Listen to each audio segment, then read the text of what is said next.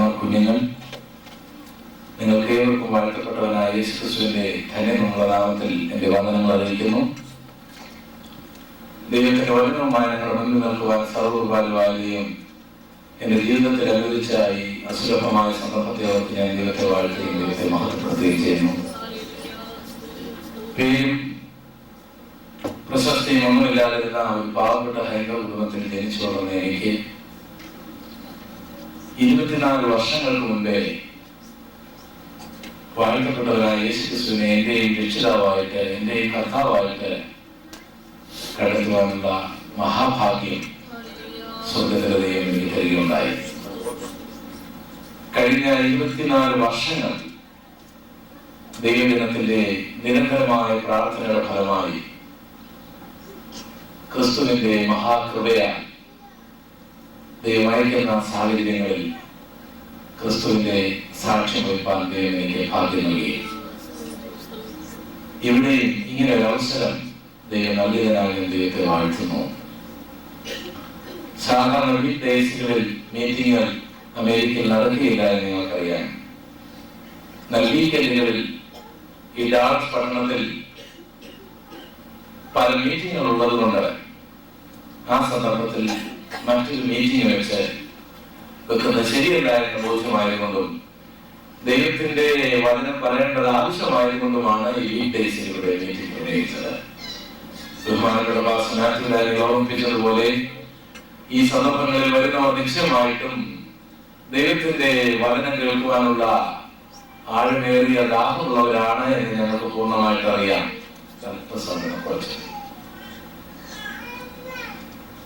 നിശ്ചയമായിട്ടും നിങ്ങളുടെ നല്ല ആഗ്രഹത്തെ ദൈവം സാധിപ്പിക്കുമാറാകട്ടെ. നമ്മുടെ വാഴ്ത്തപ്പെട്ടവരായ യേശുക്രിസ്തുവിന്റെ വരവെന്നുള്ള ഒരു വലിയ വിഷയത്തിലേക്കാണ് നാം അടുത്ത 4 ദിവസങ്ങളിൽ നിന്ന് ഉൾപ്പെടെ പ്രവേശിക്കുവാനായിട്ട് പോകുന്നത്. വിഷയം എപ്രകാരം കൊണ്ടുവന്ന് ഉപസംഹരിക്കുവാൻ കഴിയുമെന്നുള്ള കാര്യത്തിൽ എനിക്ക് തന്നെ സംശയമുണ്ട്. നമ്മുടെ കർത്താവിന്റെ വരവ് വളരെ അടുത്തിരിക്കുന്ന ഈ കാലയളവിൽ വളരെ കുറച്ച് മാത്രം നമ്മൾ കേൾക്കുന്ന ഒരു വിഷയമാണ് യേശുക്രിസ്തുവിന്റെ വരവ് എന്നുള്ളത്. ദൈവദാസന്മാർക്ക് പ്രസംഗിക്കുവാനോ പഠിപ്പിക്കുവാനോ അറിയാൻ മേലാത്തത് കൊണ്ടല്ല, സാധാരണ കൺവെൻഷനിൽ ഇങ്ങനെയുള്ള ഒരു വിഷയം എടുത്ത് വെച്ച് പ്രസംഗിക്കുവാനുള്ള സമയം അവരുടെ മുമ്പിൽ ലഭിക്കാറില്ല. പരിമിതമായ സമയം കൊണ്ടൊരു വിഷയം പഠിപ്പിക്കുവാനും സാധിക്കുകയില്ല. അതുകൊണ്ടാണ് ഇതൊരു ബൈബിൾ ക്ലാസ് ആയിട്ട് ക്രമീകരിച്ചിരിക്കുന്നത്. ഇവിടെ പറയുന്ന വാക്യങ്ങൾ നിങ്ങൾ നോട്ട് ചെയ്യാവുന്നതാണ്. ഇവിടെ സ്ക്രീനിലെ വാക്യങ്ങൾ നിങ്ങൾക്ക് കാണാവുന്നതാണ്. അതുകൊണ്ട് ആ സന്ദർഭത്തിൽ നിങ്ങൾ ബൈബിൾ എടുത്ത് ശ്രദ്ധിക്കേണ്ടതില്ല. നിങ്ങൾക്ക് ഈ നോട്ടുകൾ എഴുതാവുന്നതാണ്. ക്രിസ്തു മറ്റാരെക്കാളും അതുല്യനാണ്. 19 നൂറ്റാണ്ടുകൾക്ക് മുമ്പേ സ്വർഗത്തിന്റെ മണിമകുടമായിരുന്ന, ദൂതന്മാരുടെ ആരാധ്യപുരുഷനായിരുന്ന, അഖിലാണ്ടത്തിന്റെ സൃഷ്ടിതാവായിരുന്ന, സനാതനായിരുന്ന, അടുത്തുകൂടാത്ത വെളിച്ചത്തിൽ വസിച്ചിരുന്ന,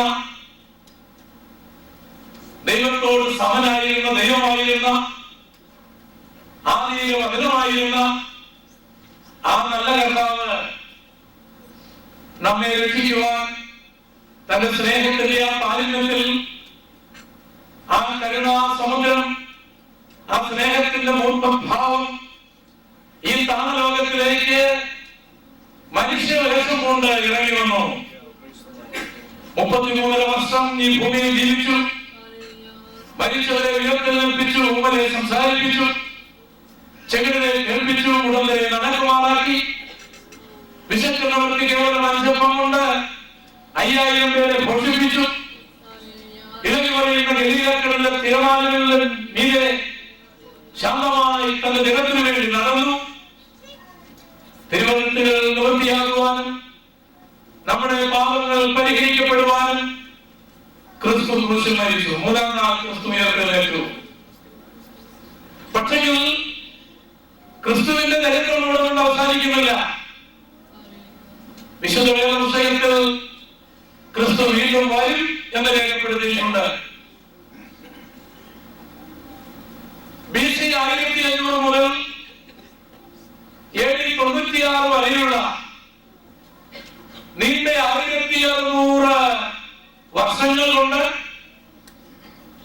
40-ലധികം വിശുദ്ധന്മാരാൽ എഴുതപ്പെട്ട ഈ ബൈബിൾ പഴയ നിയമമെന്നും പുതിയ നിയമമെന്നും 2 വിഭാഗമായി തിരിച്ചിട്ടുണ്ട്. ക്രിസ്തു മനുഷ്യനാൽ ജനിക്കുന്നതിന് 1500 വർഷങ്ങൾക്ക് മുമ്പ് തുടങ്ങി ക്രിസ്തു ദേവനിയമം ജനിക്കുന്നതിന് 400 വർഷങ്ങൾക്ക് മുൻപ് എഴുതി അവസാനിപ്പിച്ചതാണ് ഉൽപ്പത്തി മുതൽ മലാഖി വരെയുള്ള പുസ്തകം. ക്രിസ്തുവിന്റെ ജീവിത കാലയളവിനെ കുറിച്ച് രേഖപ്പെടുത്തിയിരിക്കുന്ന പുതിയ നിയമത്തിലെ മത്തായി, മർക്കോസ്, ലൂക്കോസ്, യോഹന്നാൻ എന്ന ഒരു സുവിശേഷത്തിന്റെ 4 ഭാഗങ്ങൾ 4 പേര് എഴുതുന്നു. 4 സുവിശേഷങ്ങളില്ല, സുവിശേഷം ഒന്നേ ഉള്ളൂ.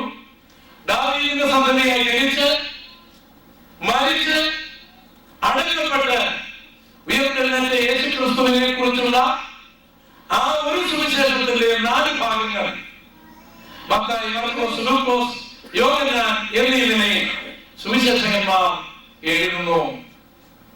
പ്രവൃത്തികളുടെ പുസ്തകം ക്രിസ്തുവിന്റെ മരണത്തിന് ശേഷം ക്രിസ്തു തന്റെ ദാസന്മാരിലൂടെ പരിശുദ്ധാത്മാവിന്റെ ശക്തിയാൽ ഭൂമിയിൽ പ്രവർത്തിച്ച ക്രിസ്തു സഭയുടെ ചരിത്രമാണ്. ലേഖനങ്ങൾ ദൈവസഭയുടെ വിശദീകരണങ്ങളാണ്. ക്രിസ്തു എന്ന മർമ്മം മനുഷ്യ ചിന്തകൾക്ക് അപ്പുറമായിട്ട് പഴയ നിയമ തിരുവെഴുത്തുകളെയൊക്കെ വ്യാഖ്യാനിച്ചുകൊണ്ട് ക്രിസ്തുവിനെ കുറിച്ച്, സഭയെ കുറിച്ച്, പരിശുദ്ധാത്മാവിനെ കുറിച്ച്, നമ്മുടെ ഭാവി പ്രത്യാശയെ കുറിച്ച് ഉള്ള ലേഖനങ്ങളാണ്. പൗലോസാണ് ഏതാണ്ട് 13 ലേഖനങ്ങൾ പുതിയ നിയമത്തിലെ 27 പുസ്തകങ്ങളിൽ എഴുതിയത്. വേദപുസ്തകത്തിലെ അവസാനത്തെ പുസ്തകം ഒരു പ്രവചന ഗ്രന്ഥമാണ്. മറന്നേക്കുക എന്ന അർത്ഥം വരുന്ന അപ്പോക്കാലിപ്സ് എന്ന പദമാണ് ആ പുസ്തകത്തിൽ ഉപയോഗിച്ചിരിക്കുന്നത്. നമ്മൾ വെളിപ്പാട് എന്ന് പറയും.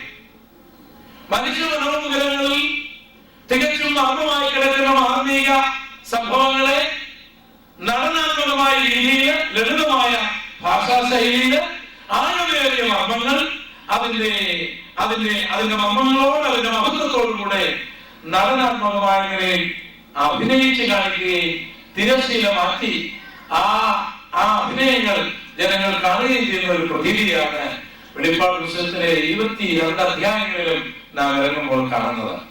വെളിപ്പാട് പുസ്തകം 22 അധ്യായം അല്ലെങ്കിൽ അവസാന പുസ്തകം അവസാനിക്കുന്ന അവസാനത്തെ അധ്യായത്തിലെ അവസാന വാക്യങ്ങളിലെ ഒന്നാണ് ഈ അടുത്ത 4 ദിവസങ്ങളിലെ നമ്മുടെ കുറിവാക്യം. നമുക്ക് ആ ഭാഗം വായിക്കാം. വെളിപ്പാട് പുസ്തകം 22 അധ്യായം 20 വാക്യം. ഇവിടെ നിങ്ങൾ ഇവിടെ ശ്രദ്ധിച്ചാൽ മതി. സമയത്തില്ലാതെ ഞാൻ പറഞ്ഞല്ലോ, ഈ വിഷയം നമുക്ക് ഈ 4 ദിവസം കൊണ്ട് എവിടെ കൊണ്ട് അവസാനിപ്പിക്കുവാൻ കഴിയുമെന്ന് എനിക്ക് അറിഞ്ഞുകൂടാ. അതുകൊണ്ട് ഈ വാക്യം നിങ്ങൾക്ക് ഇവിടെ വായിക്കാം. അതുപോലെ നിങ്ങൾക്ക് അത് നോട്ട് ചെയ്യാവുന്ന ബ്രദറും കൂടെ പോയിരുന്ന ആവശ്യമുള്ള വാക്യം മാത്രം മതി. ആ ബാക്കിയുള്ള ഭാഗത്തിന് പേപ്പറാണ് വെക്കാം. ഞാൻ പറയുന്ന വാക്യം മാത്രം മതിയാവും. നാം ഇവിടെ വായിക്കുന്നു വെളിപ്പാട് 22 ഇത് സാക്ഷിക്കുന്നവൻ അഥവാ യേശു, അതെ ഞാൻ വേഗം വരും എന്ന് അരുളി ചെയ്യുന്നു. സഭയുടെ പ്രാർത്ഥനയായ വാക്യത്തിന്റെ അടുത്ത ഭാഗം നാം ഇങ്ങനെ വായിക്കുന്നു: ആമേൻ കർത്താവായ യേശുവേ വേഗം വരണമേ. ഇനി വരും ശേഷിക്കുന്ന ഒരു വാക്യമേ ഉള്ളൂ. അത് ആശീർവാദമാണ്, ഉപസംഹാരമാണ്. ബൈബിളിന്റെ അവസാന വാക്യമാണ് നാം ഇവിടെ വായിച്ചത്. ഇത് സാക്ഷീകരിക്കുന്നവൻ, വെളിപ്പാട് പുസ്തകത്തിലെ വിഷയങ്ങൾ സാക്ഷീകരിക്കുന്നവൻ, ഉൽപ്പത്തി മുതൽ വെളിപ്പാട് വരെയുള്ള കാര്യങ്ങൾ സാക്ഷീകരിക്കുന്നവൻ, നമ്മുടെ വാക്കപ്പെട്ടവനായ കർത്താവ് പറയുകയാണ്, ഇത് സാക്ഷീകരിക്കുന്നവൻ അരുളി ചെയ്യുന്നു, ഇതാ ഞാൻ വേഗം വരുന്നു. ആ ശബ്ദം കേട്ടുകൊണ്ട് പ്രത്യുത്തരമായി സഭ പ്രാർത്ഥിക്കുകയാണ്, ആമേൻ കർത്താവേ വരണമേ. എല്ലാവരും കരങ്ങൾ ഉയർത്തി ഈ വചനത്തിനായി 3 ഹല്ലേലൂയ പറയാം. Hallelujah, hallelujah, hallelujah. ക്രിസ്തുവിന്റെ വരവിനെ കുറിച്ച് പഠിക്കുമ്പോൾ ആമുഖമായി നാം അറിഞ്ഞിരിക്കേണ്ട അതിപ്രാധാന്യമായ ക്രിസ്തുവിന്റെ 4 വരവുകളുണ്ട്. ഒന്ന്, ക്രിസ്തുവിന്റെ മനുഷ്യാവതാരമാണ്, മനുഷ്യനായിട്ടുള്ള വരവാണ്. ഹാനോക്ക് തുടങ്ങി മലാക്കി വരെയുള്ള പ്രവാചകന്മാർ,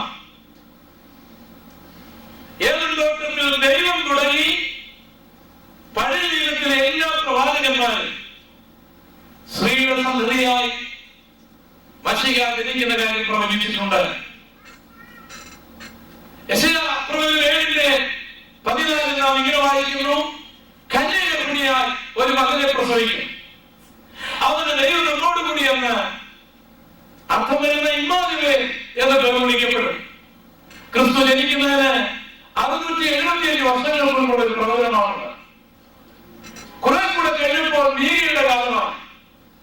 മീക പറഞ്ഞു, കന്യകയിൽ ജനിക്കുവാൻ പോകുന്ന മശിഹ ബേത്ലഹേമിലായിരിക്കും ജനിക്കുന്നത്. മീക 2:2 നാം ഇങ്ങനെ വായിക്കുന്നു, നീയോ ബേത്ലഹേമേ, ഇസ്രായേൽ സഹസ്രങ്ങളിൽ നീ ചെറുതായിരുന്നാലും ഇസ്രായേലിന്റെ പ്രഭുവായിരിക്കുന്നവൻ, അവരെ മേയിക്കേണ്ടവൻ ആ ബേത്ലഹേമിൽ ഫ്രാത്തിൽ നിന്ന് ഉത്ഭവിച്ചു വരും. മീക 5:2 നമുക്കത് വായിക്കുവാനായി കഴിയും. ക്രിസ്തു ജനിക്കുന്നതിന് ഉദ്ദേശം 500 വർഷങ്ങൾക്ക് മുമ്പാണ് മീക ഈ പ്രവചനം നടക്കുന്നത്. ഇതുപോലെ 100 പ്രവചനങ്ങൾ ക്രിസ്തുവിന്റെ മനുഷ്യാവതാരത്തെ കുറിച്ച് പഴയ നിയമത്തിൽ പ്രവചിച്ചിട്ടുണ്ടായിരുന്നു.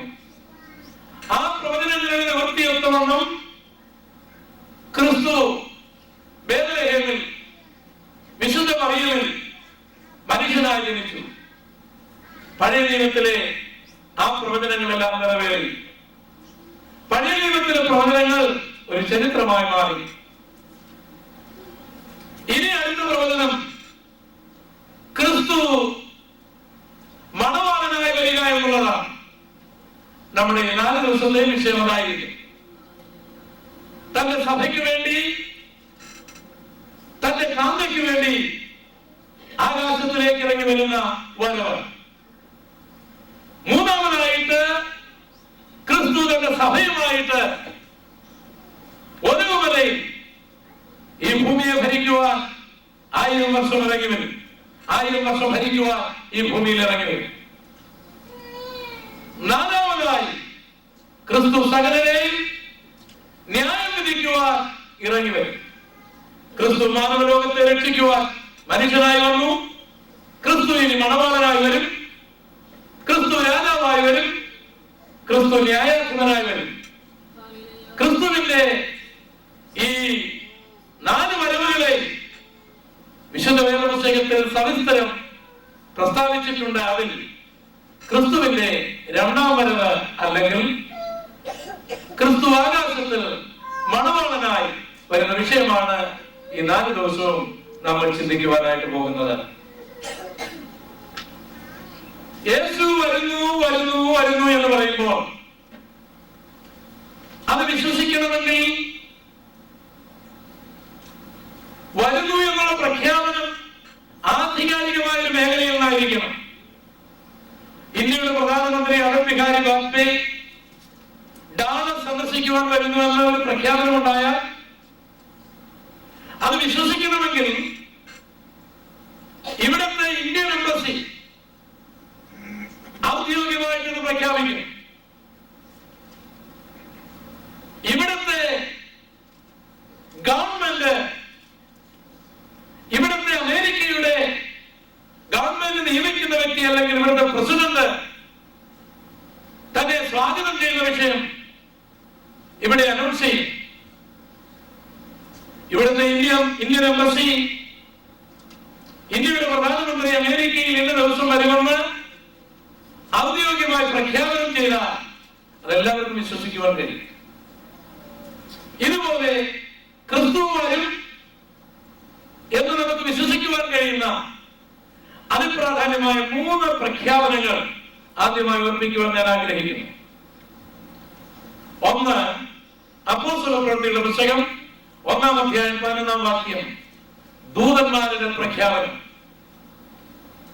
യേശു ക്രിസ്തു സ്വർഗത്തിലേക്ക് ആരോഹണം ചെയ്യുമ്പോൾ ശിഷ്യന്മാരുടെ എല്ലാ മനസ്സുകളിൽ വലിയ വേദന ഉണ്ടായി, വലിയ ദുഃഖമുണ്ടായി. ക്രിസ്തു ഉയർന്നുയർന്നു പോകുകയാണ്. അവർ ക്രിസ്തുവിനെ തന്നെ നോക്കി നിൽക്കുന്നു. ഉടനെ രണ്ട് പുരുഷന്മാർ, രണ്ട് മാലാഖമാർ, ദൂതന്മാർ അവരോട് ചോദിക്കുന്ന ഒരു ഭാഗം നമുക്ക് അവിടെ കാണുവാൻ കഴിയും. ഗലീല പുരുഷന്മാരെ, നിങ്ങൾ ആകാശത്തിലേക്ക് നോക്കി നിൽക്കുന്നതെന്ന്? നിങ്ങളെ വിട്ട് സ്വർഗാരോഹണം ചെയ്ത ഈ യേശുവിനെ നിങ്ങൾ സ്വർഗത്തിലേക്ക് പോയതുപോലെ തന്നെ വീണ്ടും വരുന്നതായി കാണുവാനായിട്ടിടയാകും. സ്വർഗത്തിലെ മാലാഖമാർ പറഞ്ഞു, സ്വർഗത്തിലേക്ക് പോയ യേശു വീണ്ടും വരും. മാലാഖമാർ കള്ളം പറയാറില്ല, അവർക്കതിന്റെ ആവശ്യമില്ലല്ലോ. രണ്ടാമതായി, ദൈവരാജ്യത്തിന്റെ ഈ ഭൂമിയിലെ എംബസിയിൽ ദൈവം നിയമിച്ചിരുന്ന അപ്പോസ്തലന്മാർ പ്രഖ്യാപിക്കുകയുണ്ടായി. 1 തെസ്സലോനി 4-ാം അധ്യായം 16-ാം വാക്യം. അവിടെ നാം ഇങ്ങനെ വായിക്കുന്നു: കർത്താവിന്റെ ഗംഭീരനാദത്തോടും പ്രധാന ദൂതന്റെ ശബ്ദത്തോടും ദൈവത്തിന്റെ കാഹളത്തോടും കൂടെ സ്വർഗത്തിൽ നിറങ്ങി വരികയും ക്രിസ്തുവിൽ മരിച്ചവർ മുൻപേ ഉയർത്തെഴുന്നേൽക്കുകയും ജീവനോട് ശേഷിക്കുന്ന രൂപാന്തരപ്പെട്ട് യേശുവിനെ എതിരേൽക്കുവാൻ മേഘങ്ങളിൽ എടുക്കപ്പെടും. അപ്പോസ്തലന്മാർ പറഞ്ഞു, യേശു വീണ്ടും വരും. മൂന്നാമതായിട്ട് നമ്മുടെ വാഴ്ത്തപ്പെട്ടവനായ കർത്താവ് തന്നെ പറഞ്ഞു, ഞാൻ മടങ്ങി വരുമെന്ന്. അതാണ് നാം ആദ്യം വായിച്ചത്. ഒരു വാക്യം കൂടെ, യോഹന്നാൻ 14:1. ക്രിസ്തുവിന്റെ ക്രൂശീകരണത്തിന് മുൻപായിട്ട് തന്റെ ശിഷ്യന്മാർ നിരാലംബരായി തീരുമെന്ന് അവർക്ക് തോന്നിയിട്ട് അവരുടെ ഹൃദയം കലങ്ങിപ്പോകാതിരിപ്പാൻ ക്രിസ്തു അവരോട് പറഞ്ഞു, നിങ്ങളുടെ ഹൃദയം കലങ്ങിപ്പോകരുത്. എന്നെ വിശ്വസിപ്പി, എന്റെ പിതാവിനെ വിശ്വസിപ്പി.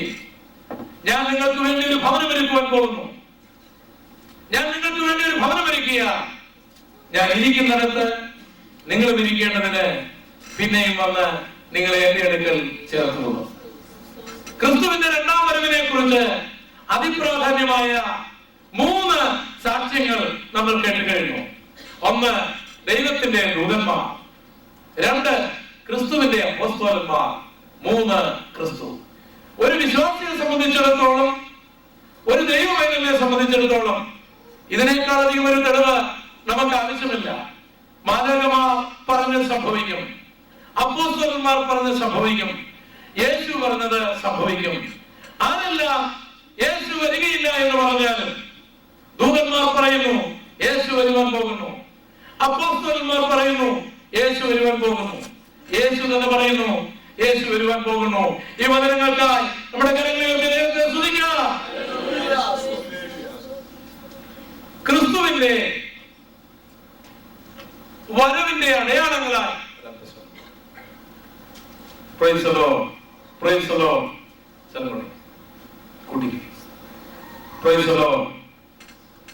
ക്രിസ്തുവിന്റെ വരവിന്റെ അടയാളങ്ങളായിട്ട്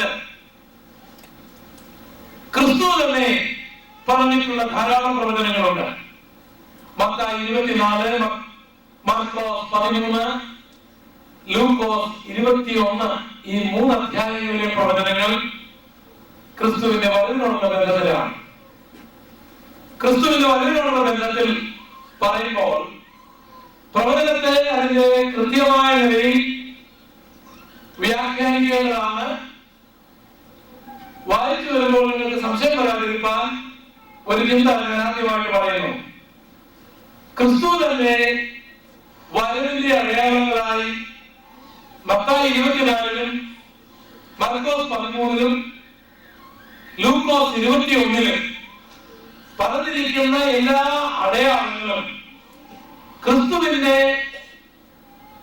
രഹസ്യ വരവ് അല്ലെങ്കിൽ ആകാശത്തിലേക്കുള്ള വരവിന്റെ അടയാളങ്ങളായിട്ടല്ല, ഭൂമിയിൽ 1000 വർഷം ഭരിക്കുവാനായി താൻ രാജാവായി വരുവാൻ പോകുന്ന വിഷയങ്ങളുടെ അടയാളങ്ങളായിട്ടാണ് പ്രവചിക്കപ്പെട്ടിരിക്കുന്നത്. എന്നാൽ ക്രിസ്തുവിന്റെ രഹസ്യവരവും ക്രിസ്തുവിന്റെ പരസ്യവരവും തമ്മിൽ കേവലം 7 വർഷത്തെ ഇടവേള മാത്രമേ ഉള്ളൂ. ആകയാൽ എന്റെ ഈ ക്ലാസ്സിൽ ഈ അടയാളങ്ങളെല്ലാം ക്രിസ്തുവിന്റെ വരവ് എന്നുള്ള വിഷയത്തോടുകൂടി ഇവിടെ ഉപയോഗിക്കുമെന്ന് ഞാൻ ആദ്യമായിട്ട് ഓർമ്മിക്കുവാനായിട്ട് ആഗ്രഹിക്കുന്നു. മത്തായിയുടെ സുവിശേഷം 24-ാം അധ്യായം അതിന്റെ 3-4 വാക്യങ്ങൾ വായിക്കുവാനായിട്ട് ആഗ്രഹിക്കുന്നു. അവൻ ഒലിവുമലയിലിരിക്കുമ്പോൾ ശിഷ്യന്മാർ തനിച്ച് അവന്റെ അടുക്കൽ വന്നു, അത് എപ്പോൾ സംഭവിക്കുമെന്നും നിന്റെ വരവിനും ലോകാവസാനത്തിനും അടയാളം എന്തുമെന്നും പറഞ്ഞു തരണമെന്ന് അപേക്ഷിച്ചു. അതിന് യേശു ഉത്തരം പറഞ്ഞത്, ആരും നിങ്ങളെ തെറ്റിക്കാതിരിക്കുവാൻ നമ്മുടെ വാഴ്ത്തപ്പെട്ടവനായ കർത്താവ് ഒലിവുമലയിലിരിക്കുമ്പോൾ ശിഷ്യന്മാർ ചോദിക്കുകയാണ്, അതെപ്പോൾ സംഭവിക്കും എന്നും നിന്റെ വരവിനും ലോകാവസാനത്തിനും അടയാളം എന്ത് എന്നും പറഞ്ഞു തരണമെന്ന് ആവശ്യപ്പെട്ടു. യെരൂശലേമിന്റെ മനോഹരമായ പണി ക്രിസ്തുവിനെ കാണിച്ചപ്പോൾ ക്രിസ്തു പറഞ്ഞു, ഇത് കല്ലിന്മേൽ കല്ലിശേഷിക്കുന്ന കാലം വരും. ഒരു കല്ല് പോലും ഒന്നിന്മേൽ ഇരിക്കാവുന്ന യെരൂശലേം ദേവാലയം ഇടിഞ്ഞു പോകുന്ന കാലം വരും. യേശുവിന്റെ ശിഷ്യന്മാർ ചോദിക്കുകയാണ്, അത് എപ്പോൾ സംഭവിക്കും? രണ്ടാമതായിട്ട് അവർക്കറിയേണ്ടത് നിന്റെ വരവിന്റെ അടയാളമെന്ന്. മൂന്നാമതായിട്ട് അവർക്ക് അറിഞ്ഞിരിക്കേണ്ടത് ലോകാവസാനത്തിന്റെ അടയാളമെന്ന്. ഈ ശിഷ്യന്മാരുടെ 3 ചോദ്യങ്ങളുടെ മറുപടിയായിട്ട് ക്രിസ്തു പറയുന്ന പ്രവചനങ്ങളാണ് തുടർന്ന് നമുക്ക് വായിക്കുവാനായിട്ട് കഴിയുന്നത്. ലൂക്കോസിന്റെ സുവിശേഷം 21-ാം അധ്യായം 25-ാം വാക്യത്തിൽ നാം ഇങ്ങനെ വായിക്കുന്നു, കടലിന്റെയും ഓളത്തിന്റെയും മുഴക്കം നിമിത്തം ഭൂമിയിലെ ജാതികൾ നിരാശയോടുകൂടി പരിഭ്രമിക്കും. തന്റെ വരവിന്റെ അടയാളമായി സമുദ്രത്തിൽ എന്ത് സംഭവിക്കും? സമുദ്രത്തിൽ എന്തെങ്കിലും സംഭവിച്ചാൽ ഈ ഡാസിൽ എന്ത് സംഭവിക്കും? ഈ ഡാസിൽ സംഭവിച്ചാൽ ഇവരുടെ ജനങ്ങൾക്ക് എങ്ങനെ നിരാശയുണ്ടാകും? തന്നെ വരവിന്റെ അടയാളമായിട്ട് ക്രിസ്തു പറയുകയാണ്, എന്റെ വരവിന്റെ അടയാളമായിട്ട് കടലിൽ സമുദ്രത്തിന്റെ ഓളങ്ങളും അതിന്റെ മുഴക്കങ്ങളും നിമിത്തം ഭൂമിയിലെ ജാതികൾ നിരാശയോട് പരിഭ്രമിക്കുന്ന ഒരു കാലഘട്ടം ഉണ്ടാകും. 7:30 ക്രിസ്തു ഈ പ്രവചനം പ്രവചിച്ചത്. ദാസിലിപ്പോൾ വലിയ ചൂടാണ്. ഈ ചൂടിനൊരു കാരണമുണ്ട്. ഇവിടത്തെ സമുദ്രത്തിൽ ഉണ്ടായ പ്രത്യേക പ്രതിഭാസമാണ്. കുറെ കൂടെ കഴിഞ്ഞാൽ ഈ ഡാസിൽ വലിയ മഴക്കാലം ഉണ്ടാകുമെന്നാണ് ശാസ്ത്രജ്ഞന്മാർ പറയുന്നത്. അതും സമുദ്രത്തിൽ സംഭവിക്കുന്ന ചില പ്രതിഭാസങ്ങളാണ്. ക്രിസ്തുവിന്റെ വരവും സമുദ്രത്തിൽ സംഭവിക്കുന്ന പ്രതിഭാസങ്ങളും നമ്മെ അത്ഭുതപ്പെടുത്തുന്ന ഒരു ചിന്തയാണ്. ഈ കഴിഞ്ഞ ചില മാസങ്ങൾക്ക് മുമ്പേ ജപ്പാനിൽ 140-ലധികം ബുദ്ധിജീവികൾ ഓരോ രാജ്യത്തിന്റെയും പ്രതിനിധികളായിട്ട് സമ്മേളിക്കുകയുണ്ടായി. തലയുള്ളവർ, അറിവുള്ളവർ, ജ്ഞാനമുള്ളവർ, സയന്റിസ്റ്റുകൾ 140-ലധികം ശാസ്ത്രജ്ഞന്മാര് ജപ്പാനിൽ ഒന്നിച്ചുകൂടിയത് കടലിലെ ഓളങ്ങളും മുഴക്കങ്ങളും ഉണ്ടാകാതെ ഭൂമിയിലെ ജനങ്ങൾക്ക് എങ്ങനെ നിരാശയില്ലാതെ കഴിയാം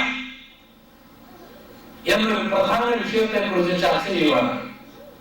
വിഷയം ഞാൻ അല്പം കൂടെ വിശദീകരിക്കാം.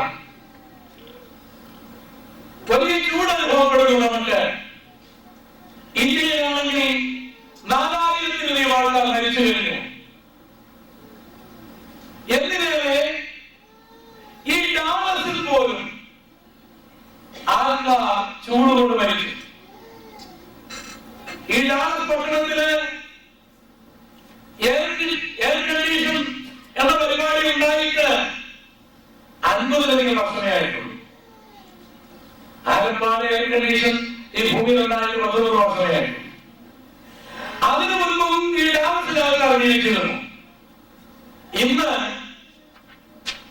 ഏത് ചൂടിനെയും പിടിച്ചു നിർത്തുവാൻ കഴിയുന്ന പല കാര്യങ്ങളും ഉണ്ടായിട്ടും അനേകം ഇവിടെ ഈ ചൂടിന്റെ ആധിക്യത്തിൽ മരിച്ചു. അമേരിക്കയില് ഈ ഡാളസിൽ മരിച്ചു. എന്താണ് ഇതിന് കാരണം? ഗ്ലോബൽ വാർമിംഗ് അല്ലെങ്കിൽ ഭൂമിയിലെ ചൂട് വർദ്ധനവ് അതിഭയങ്കരമായി നടന്നുകൊണ്ടിരിക്കുകയാണ് ഇപ്പോൾ. അത് മനസ്സിലാക്കുവാൻ അല്പം കൂടെ ഞാൻ വിശദീകരിക്കുവാനായിട്ട് ആഗ്രഹിക്കുകയാണ്. ചൂട് അല്ലെങ്കിൽ ടെമ്പറേച്ചർ, ഇതെല്ലാം നമുക്ക് ജീവിക്കണമെന്നില്ല. മനുഷ്യ ശരീരത്തിന് ആവശ്യമുള്ള ചൂട് വേണം, ടെമ്പറേച്ചർ വേണം. അത് കൂടിയാൽ നമ്മൾ മരിച്ചു പോകും, കുറഞ്ഞാൽ നമുക്ക് ജീവിക്കുവാൻ കഴിയുകയില്ല. ഈ ഭൂമിയിലെ ജീവജാലങ്ങളുടെ നിലനിൽപ്പിനും അതിന് ന്യായമായ ചൂട് വേണം. ആ ചൂട് നമുക്ക് നൽകുന്ന സൂര്യനാണ്. സൂര്യൻ നമ്മിൽ നിന്നും 9,30,00,000 മൈലുകൾ നിൽക്കുകയാണ്. 9,30,00,000 മൈലുകൾ നിൽക്കുന്ന ഈ സൂര്യൻ 1,00,00,000,000,000 വരുന്ന ആകാശത്തിലെ ഗാലക്സിയിലെ ഒരു ചെറിയ നക്ഷത്രം മാത്രമാണ്. പക്ഷെ ഈ നക്ഷത്രമാണ് നമുക്ക് ചൂട് തരുന്നത്. സെക്കൻഡിൽ 10 കണക്കിന് ഹൈഡ്രജൻ വാതകം സൂര്യൻ ഇന്ധനമായിട്ട് ഉപയോഗിക്കുന്നു. ഹൈഡ്രജൻ വാതകം അത്യുഗ്രമായ ചൂടിനാൽ പൊട്ടിത്തെറിക്കുന്നു. വലിയ വിസ്ഫോടനം പോലെ നടക്കുന്നു.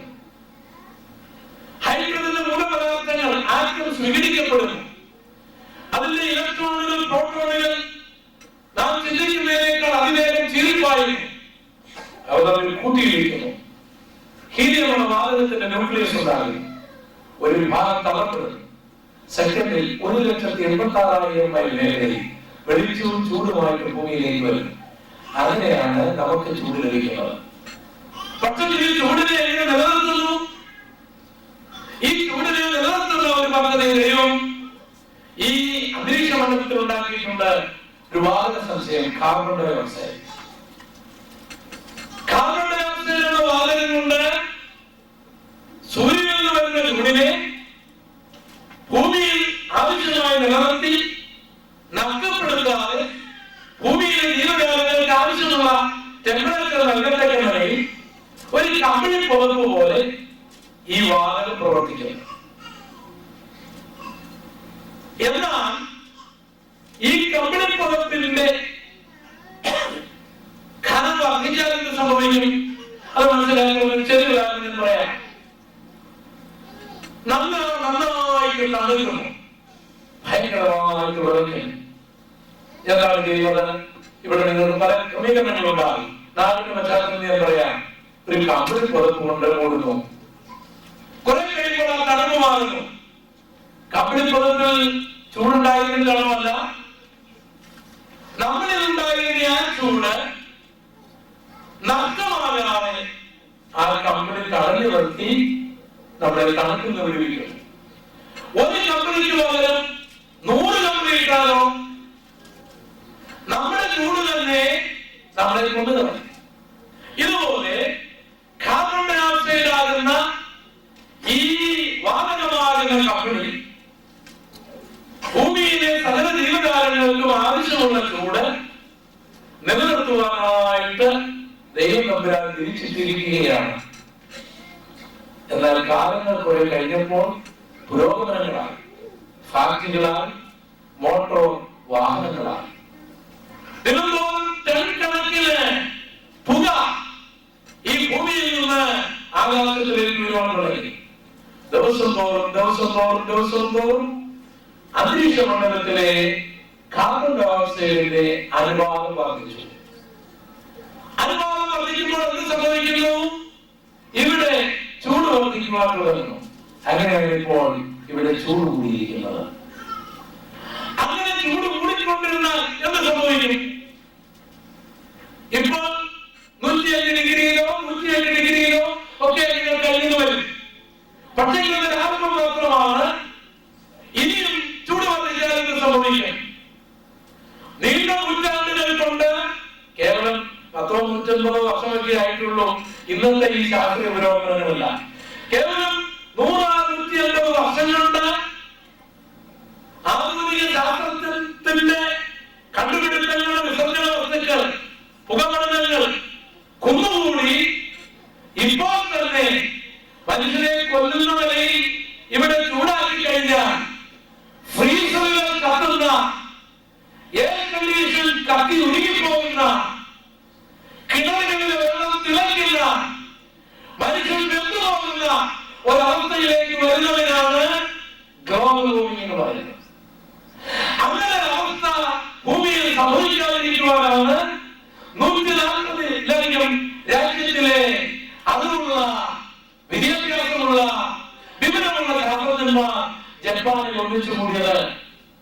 ഇനി ഇങ്ങനെ പോയാൽ എന്ത് സംഭവിക്കും? ഡാർവിൻ ചൂടിൽ നിന്ന് മാത്രമല്ല കേട്ടുകൊള്ളുക, ചൂട് വർദ്ധിച്ചാൽ എന്ത് സംഭവിക്കും? സമുദ്രത്തിലെ ഇന്നത്തെ അവസ്ഥകൾക്കെല്ലാം മാറ്റം വരും. ധ്രുവപ്രദേശങ്ങളിലെ മണ്ണിലുവാൻ തുടങ്ങും. സമുദ്രത്തിലെ ജലത്തിന്റെ ക്രമീകരണം തന്നെ ദൈവം അത്ഭുതകരമായ ഒരു നിലയിലാണ് ക്രമീകരിച്ചിരിക്കുന്നത്. അത് കൂടുവാൻ പാടില്ല, കുറയാൻ പാടില്ല. സമുദ്രജലം കൂടിയാൽ നാം വെള്ളത്തിനടിയിലായി പോകും. കാരണം 4/3 ഭാഗം സമുദ്രമാണ്.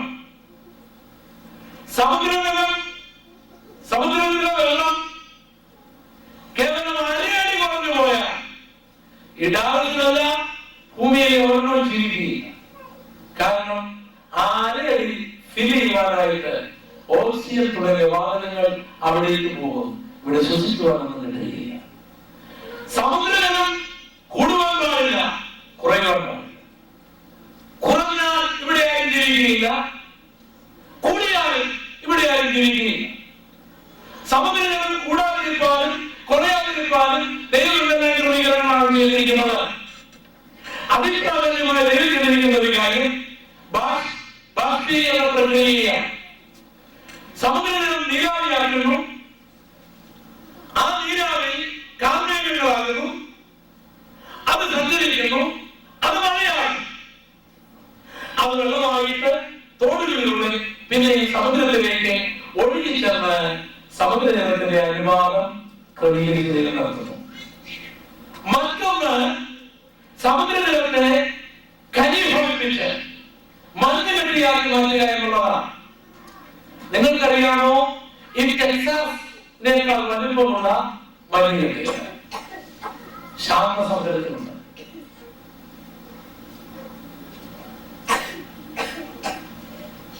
ആ മഞ്ഞ് കെട്ടി ഒന്ന് ഒരുങ്ങിക്കഴിഞ്ഞാൽ ഇവിടെ ആർക്കും ജീവിക്കുവാൻ കഴിയില്ല. മറ്റൊന്ന് ദൈവം സമുദ്രജലത്തിന്റെ അനുപാതത്തിൽ നിർത്തുന്നത് സമുദ്രത്തിലുള്ള വലിയ ഗർത്തങ്ങളാണ്. വലിയ ഗർത്തം എന്ന് പറഞ്ഞാൽ 400-500 മൈൽ ഗർത്തങ്ങൾ, അഗാധ ഗർത്തങ്ങൾ സമുദ്രത്തിനകത്തുണ്ട്. അതിനകത്ത് വെള്ളം ദൈവം ഫിൽ ചെയ്തിരിക്കുകയാണ്. ഗ്ലോബൽ വാർമിംഗിൽ എന്ത് സംഭവിക്കും? ഈ മഞ്ഞുകൾ ഒരുപാട് തുടങ്ങി. മഞ്ഞ് ഒരുപാട് തുടങ്ങിയാൽ സമുദ്രത്തിന്റെ നിയമങ്ങൾ അത് മാറ്റുന്നത്. ഇവിടെ വലിയ ഓളങ്ങളുണ്ടാകും. നിയോജക പട്ടണം ഈ ലോകത്തിലുണ്ടായിരിക്കില്ല, ജപ്പാൻ ഈ ലോകത്തിലുണ്ടായിരിക്കില്ല, ശ്രീലങ്ക ഈ ലോകത്തിലുണ്ടായിരിക്കില്ല. നമ്മുടെ ഇന്ത്യൻ സമുദ്രത്തിലെ നമ്മുടെ മഹാരാജ്യത്തിന്റെ ദ്വീപുകളായ ലക്ഷദ്വീപുകൾ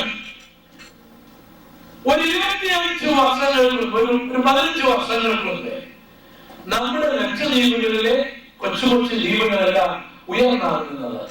ഇന്ന് ചില ദ്വീപുകൾ മുങ്ങുന്ന നിലയിൽ വന്ന് നിൽക്കുകയാണ്. എന്ന് പറഞ്ഞാൽ വെള്ളം ഇങ്ങനെ നേരെ വന്ന് നിൽക്കുകയാണ്. കുറെ കൂടെ കഴിഞ്ഞാൽ ആ ദ്വീപ് സമൂഹങ്ങൾ മുങ്ങും. വലിയ കൊടുങ്കാറ്റുകൾ ഉണ്ടാകും, വലിയ പേമാരി ഉണ്ടാകും. ആർക്കും നിയന്ത്രിക്കുവാൻ കഴിയാത്ത നിലയിൽ സംഭവങ്ങൾ നടക്കും. യേശു ക്രിസ്തു തന്റെ മകന്റെ അടയാളമായിട്ട് ഇങ്ങനെ പറയുകയുണ്ടായി, കടലിന്റെയും ഓണത്തിന്റെയും മുഴക്കം നിമിത്തം ഭൂമിയിലെ ജാതികൾക്ക് നിരാശയോടുകൂടിയ പരിഭ്രമം ഉണ്ടാകും. ഞാൻ ഈ വാക്യങ്ങളോട് പ്രസംഗിക്കുമ്പോൾ ഗ്ലോബൽ വാർമിങ്ങിനെ കുറിച്ച് വിവരമുള്ളവർ, ദ്വീപ് സമൂഹങ്ങളിൽ താമസിക്കുന്നവർ, കടൽ തീരങ്ങളിൽ പാർക്കുന്നവർ, ഇത് വർദ്ധിച്ചാൽ പ്രകൃതിക്കുണ്ടാകാവുന്ന മാറ്റങ്ങൾ അറിയാവുന്നവർ, കുറെ കൂടെ ഭൂമിയിൽ ജീവിക്കണമെന്ന് ഭാവി പ്രതീക്ഷകളിട്ടിരിക്കുന്നവർ നിരാശയോടുകൂടി പരിശ്രമിച്ചുകൊണ്ടിരിക്കുകയാണ്. നമ്മൾ പലർക്കും വലിയ നിരാശ ഉണ്ടാകാതിരിക്കുന്നത് ഈ വിഷയത്തെ കുറിച്ച് നമുക്കൊരു ബോധമില്ലാത്തതാണ്. ഒരു കാര്യം ഞാൻ ഉറപ്പിച്ചു പറയട്ടെ, യേശുവിനെ വിശ്വസിച്ചാലും ഇല്ലെങ്കിലും കർത്താവ് വരുമ്പോൾ പോയാലും ഇല്ലെങ്കിലും ഈ ലോകത്തിന് ഇനി അധികം കാലം ഈ നിലയിൽ പോകുവാൻ കഴിയുകയില്ല എന്ന് ബൈബിളല്ല ശാസ്ത്രജ്ഞന്മാർ നമ്മോട് പറയുന്നു. ഈ കാലയളവിൽ മുങ്ങിക്കൊണ്ടിരിക്കുന്ന ഒരു കപ്പൽ പോലെ എല്ലാ മേഖലകളിലും തകർന്നുകൊണ്ടിരിക്കുന്ന ലോകത്തിൽ തന്റെ സാമ്രാജ്യം പണിയുവാൻ ഒരുങ്ങുന്ന ഏറ്റവും വലിയ ഭക്ഷണമായിരിക്കും നസ്രയനായ യേശുവിന്റെ വരവിന് വേണ്ടി പോകുവാൻ ഒരുങ്ങുന്നവനായിരിക്കും ഏറ്റവും ഭാഗ്യവാൻ, ഏറ്റവും ബുദ്ധിമാൻ, ഏറ്റവും ജ്ഞാനപരമായ കാര്യം. നമുക്ക് ദൈവത്തെ സ്തുതിക്കാം. ക്രിസ്തുവിന്റെ പുനരാഗമനത്തെ കുറിച്ച് AD 30 ക്രിസ്തു പറഞ്ഞ ആ വചനത്തിന്റെ ആഴങ്ങൾ, അതിന്റെ അർത്ഥങ്ങൾ എത്ര അത്ഭുതകരമായി നമ്മുടെ കണ്ണിന്റെ മുൻപിൽ നിറവേറുന്നു എന്നുള്ളത് നമ്മളെ അതിശയിപ്പിക്കുന്നതായിട്ടുള്ള ഒരു കാര്യമാണ്. ലൂക്കോസിന്റെ സുവിശേഷം 21-ാം അധ്യായം അതിന്റെ 11-ാം വാക്യം നമുക്ക് വായിക്കാം. ക്രിസ്തു തന്റെ വരവിന്റെ അടയാളമായി രണ്ടാമതായി പറഞ്ഞതായ മറ്റൊരു പ്രവചനം അവിടെ നമ്മൾ വായിക്കുന്നത് വലിയ ഭൂകമ്പവും ക്ഷാമവും മഹാവ്യാധിയും അവിടെ വഴിയായി ഉണ്ടാകും. ഭയങ്കര രാജ്യങ്ങളും ആകാശത്ത് മഹാലക്ഷ്യങ്ങളും ഉണ്ടാകും. ആകാശത്ത് മഹാലക്ഷ്യങ്ങൾ ഉണ്ടാകും. ഈ ആകാശത്തിൽ മഹാലക്ഷ്യങ്ങൾ ഉണ്ടാകും എന്നുള്ള യേശുവിന്റെ ഈ പ്രവചനത്തിന് രണ്ടർത്ഥങ്ങളുണ്ട്. ഒന്ന്, വളരെ പ്രധാനമായ അർത്ഥം, തന്റെ വരവിന് മുൻപായി നമ്മുടെ കണ്ണുകൊണ്ട് കാണത്തക്ക നിലയിലുള്ള ചില അടയാളങ്ങൾ ആകാശത്തിനുണ്ടാകും. മറ്റൊന്ന്, ആകാശത്തിലേക്ക് മനുഷ്യന് ലക്ഷ്യമുണ്ടാകും. യേശുവിന്റെ കാലത്ത് അഥവാ AD 30 ആകാശത്തെ കുറിച്ച് മനുഷ്യനെന്തറിയാമായിരുന്നു?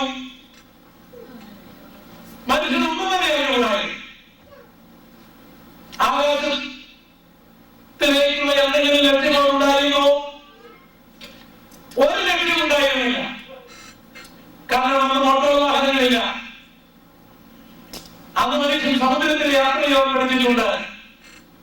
കുതിരവണ്ടിയും കാളവണ്ടിയും ഒക്കെ അതുകൊണ്ട് ആകാശം ഇങ്ങനെ കാണുന്നുണ്ട്. സൂര്യൻ ഉദിക്കുന്നതായിട്ടും ഒക്കെ അവന് തോന്നുന്നുണ്ട്, അത്രമാത്രം.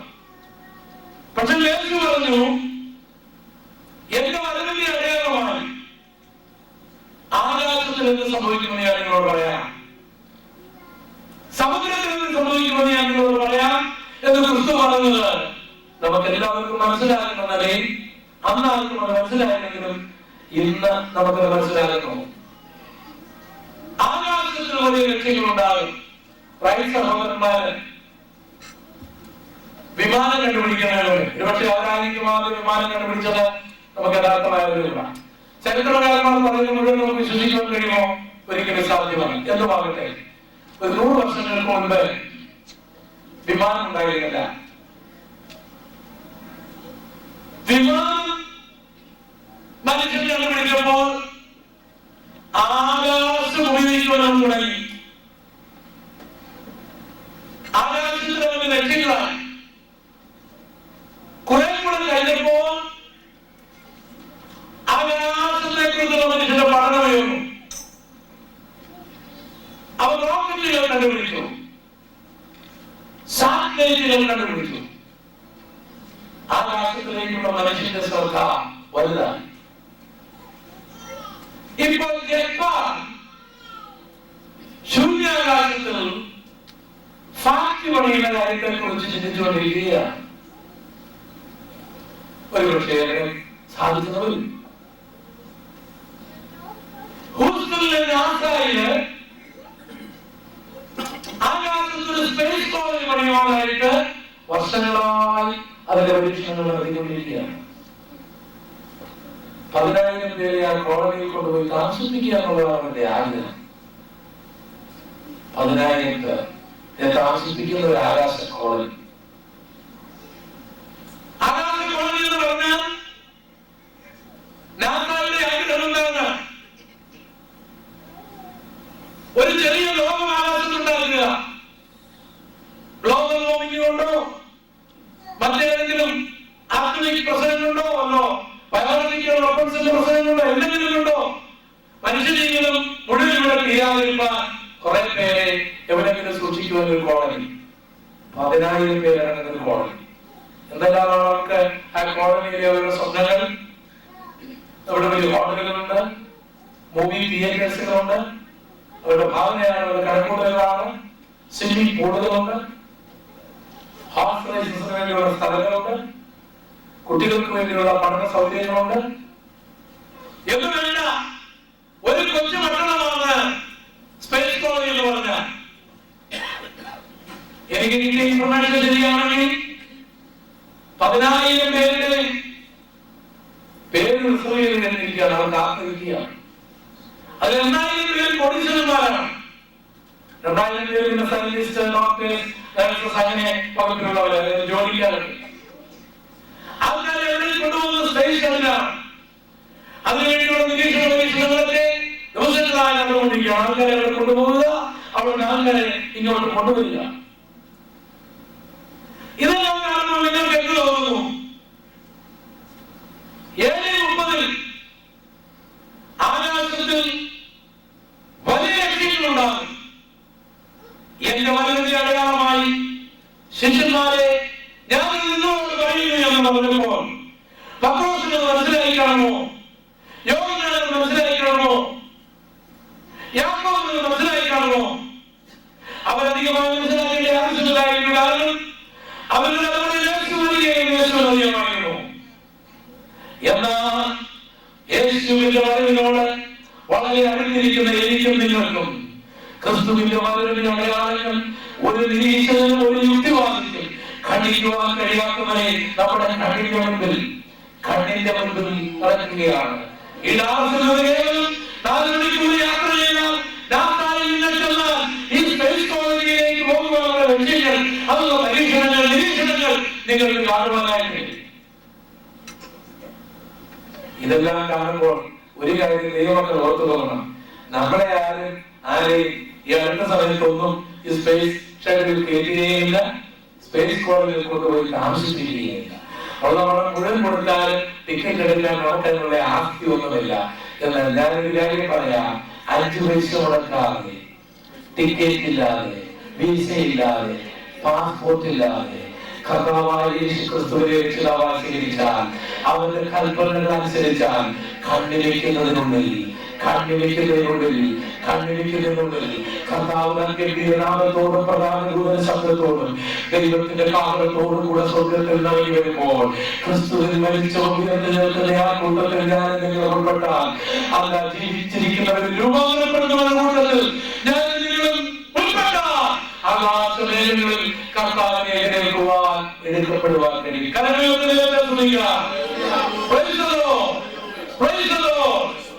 യേശു ക്രിസ്തുവിന്റെ വരവിന്റെ അടയാളങ്ങളെ കുറിച്ച് ക്രിസ്തു പറഞ്ഞ കാര്യങ്ങളാണ് നാം ചിന്തിച്ചുകൊണ്ടിരുന്നത്. നാം ലൂക്കോസിന്റെ സുവിശേഷം 21 അധ്യായം 11 വാക്യത്തിൽ ആകാശത്തിന്റെ രക്ഷയെ കുറിച്ച് മാത്രമല്ല അവിടെ എഴുതിയിരിക്കുന്നത്, വലിയ ഭൂകമ്പം, ക്ഷാമം, മഹാവ്യാധികൾ അവിടെ ഇവിടെയായി ഉണ്ടാകും. ഭൂകമ്പം സർവ്വസാധാരണമായി തീർന്നിരിക്കുകയാണ്. ഈ അടുത്ത സമയത്ത് മെക്സിക്കോയില്, ചൈനയില്, ഇന്ത്യയിൽ, നോർത്ത് ഇന്ത്യയില്, ശ്രീലങ്കയില് ഒക്കെ ഉണ്ടായ ഭൂകമ്പങ്ങൾ ചില ഗ്രാമങ്ങൾ, ചില പട്ടണങ്ങൾ ഭൂമിയുടെ പരത്തിൽ നിന്ന് എടുത്തു നീക്കുകയുണ്ടായി. വലിയ ഭൂകമ്പം ഉണ്ടാകും എന്നാണ് കർത്താവ് പറഞ്ഞത്. അവിടെയായി ഉണ്ടാകും. ഇന്ത്യയിലൊക്കെ ഉണ്ടാക്കിയിരിക്കുന്ന വലിയ ഡാമുകൾ, ഇടുക്കിയില്, ഗുജറാത്തില് എന്ന് വേണം മറ്റു പല സ്ഥലങ്ങളിൽ ഉണ്ടാക്കിയിരിക്കുന്ന ഡാമുകൾ ഭൂകമ്പത്തിന് കാരണങ്ങളാണോ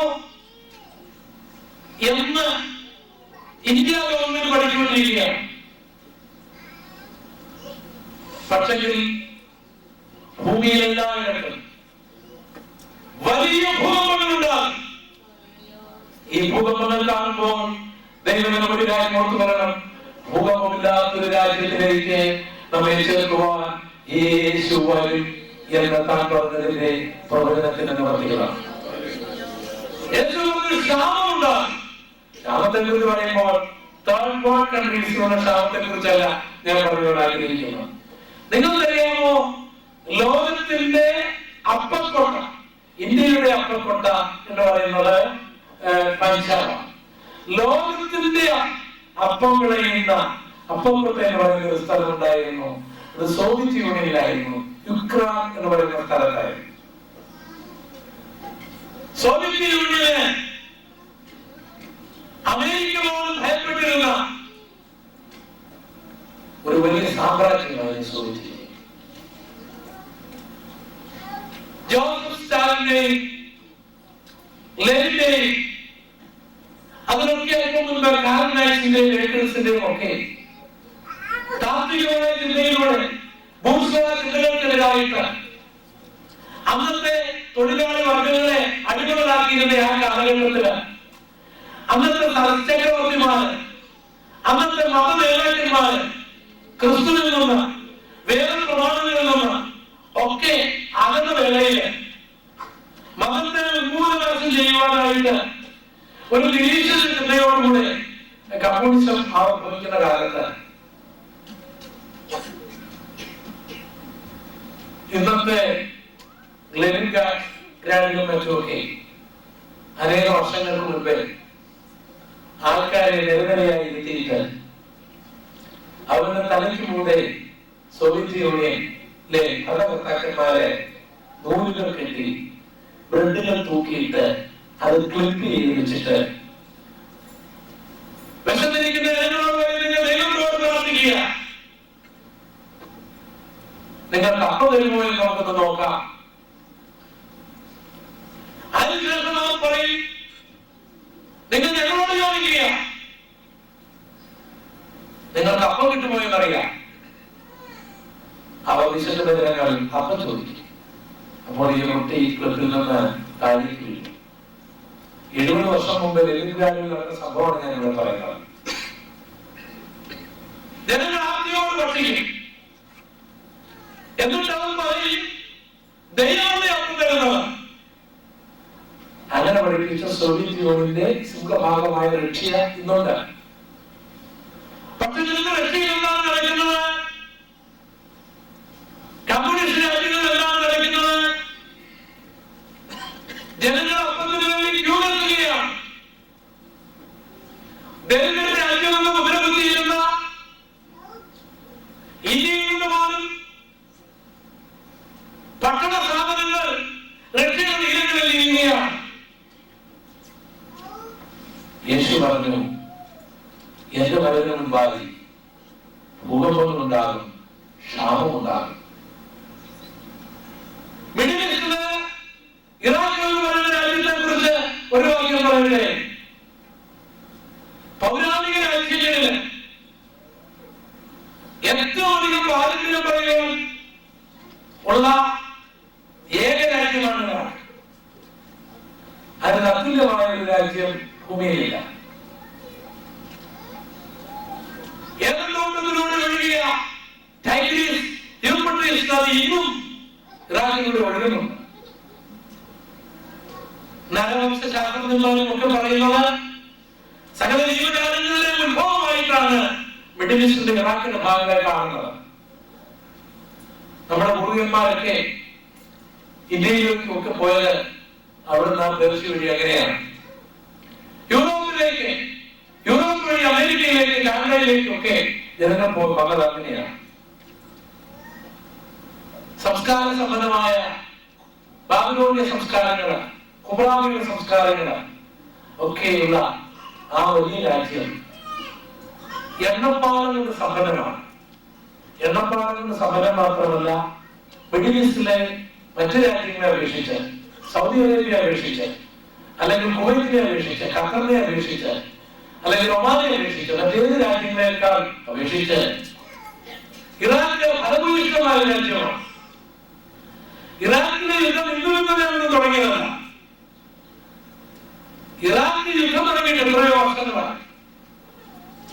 വേദപുസ്തകത്തിൽ തന്നെ 3000-ലധികം വർഷം ഇറാഖിൽ യുദ്ധം ചെയ്തതായിട്ട് വേദപുസ്തകത്തിൽ എഴുതിയിട്ടുണ്ട്. BC 600-ലും മറ്റുമൊക്കെ ഇറാഖ് ഇസ്രായേലിനോടും സിറിയയോടും ഈജിപ്തിനോടും ഒക്കെ യുദ്ധം ചെയ്തിട്ടുണ്ട്. യുദ്ധപ്രതിന്മാരാണ് അവർ നശിച്ചിട്ടുണ്ട്, നശിക്കുകയുമില്ല. നശിക്കുവാൻ ദൈവം ഒരു സമയം വെച്ചിട്ടുണ്ട്. ആ സമയത്ത് മാത്രമേ അത് നശിക്കുകയുള്ളൂ. മറ്റൊരു പ്രധാന വിഷയമായതുകൊണ്ട് ഞാൻ ഇവിടെ പറയാൻ ആഗ്രഹിക്കുന്നില്ല. ഇറാഖിലെ എണ്ണയ്ക്ക് മറ്റേത് രാജ്യത്തിലെ എണ്ണയെക്കാളും വിലയുള്ളതാണ്. ഇറാഖിലെ ഓരോ പൗരനും ഒരു എയർ കണ്ടീഷൻ കാർ, എല്ലാവർക്കും കോമണാണല്ലോ, ഒരു ബെൻസ് കാർ, നല്ല ഒരു വീട്, ഏറ്റവും കുറഞ്ഞത് അവരുടെ സകല ചെലവും കഴിഞ്ഞ് ഒരു $100 പോക്കറ്റ് മണിയായിട്ട് ഓരോ വ്യക്തിക്ക് കൊടുക്കുവാനുള്ള സമ്പൽ സമൃദ്ധി ഇറാഖിനുണ്ടായി. ഒരു ജോലിയില്ല. അവന്റെ എണ്ണ കൊടുത്തിട്ട് കിട്ടുന്ന പലിശ കൊണ്ട് ഇന്ന് ജീവിക്കുന്ന ഇറാഖിലുള്ള എല്ലാ ജനവും അമേരിക്കയിൽ നമ്മൾ ജീവിക്കുന്നതിനേക്കാൾ സുഖമായിട്ട് ജീവിക്കുവാൻ അവർ കഴിവൊരു ജോലിക്കുകയാണ്. എന്നാൽ ഇന്ന് ഇറാഖിൽ എന്ത് സംഭവിച്ചു? അമേരിക്കയിൽ ഉപരോധമുള്ളൊരു കാരണം മാനുഷികമായ നിലയില് ഇറാഖിലെ ഒരു പട്ടാളക്കാരന് ഒരു കാലിൽ ഒരു ഷൂസ് ആണ് ഉള്ളതെങ്കിൽ അടുത്ത കാലം ചിലപ്പോൾ ചപ്പലായിരിക്കും കിടക്കുന്നത്.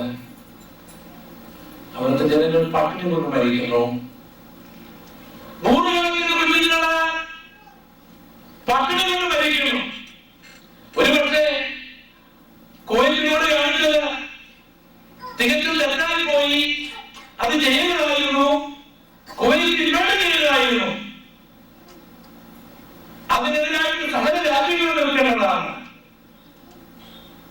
പക്ഷെ ഏത് രാജ്യത്തിന് ധാർമ്മികമായിട്ട് അത് തെറ്റാണെന്ന് പറയുവാൻ കഴിയും?